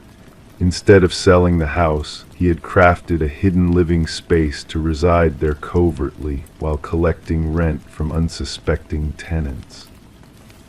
The dollhouse was his command center, explained the assigned forensic psychologist. Each figure embodied someone he surveilled. The figure of Rebecca by the attic door wasn't a menace, it was his acknowledgement of her discovery of his surveillance system. During interrogation, Wells remained eerily composed as he explained his actions. They lived in my house, slept in my parents' room. I needed to ensure they respected it. When asked why he positioned the figures, he simply stated, "I wanted them to know I was always watching." Psychological assessment unveiled a complex case of possessive delusion. Unable to cope with losing his childhood home, Wells built an intricate system to retain control. The dollhouse became his way of owning both the property and its inhabitants. The Morgan family never returned to the house. Rebecca recounted that the most haunting moment wasn't finding the dollhouse, but understanding its implications. Someone watched us, measured our lives, turned us into playthings. The true horror wasn't the dollhouse itself, it was knowing that in his eyes, we were mere puppets to be manipulated and observed. Wells faced multiple charges of stalking, invasion of privacy, illegal surveillance, and trespassing. The case prompted a reevaluation of real estate disclosure laws regarding property deaths and agents' responsibilities to ensure homes were properly vacated before new occupants moved in. At sentencing, the judge acknowledged the severe violation the Morgan family endured. You didn't just invade their home, you invaded their security and freedom. You witnessed their most intimate moments and recreated them for your pleasure. What unsettles criminologists most is how long Wells might have continued unnoticed had Rebecca not stumbled upon the dollhouse. Analysis of his journals suggested he had secretly resided in homes for nearly 2 years, moving from one property to another, crafting dollhouses representing each observed family. The Morgan family eventually settled in a distant abode, but Rebecca confessed in her impact statement that she still checked closets and crawl spaces habitually. She removed all miniatures and dollhouses from their new home. "Some days I feel like I'm being watched," she confessed. "I wonder if somewhere, someone is still maneuvering a tiny version of me in a dollhouse I've yet to uncover."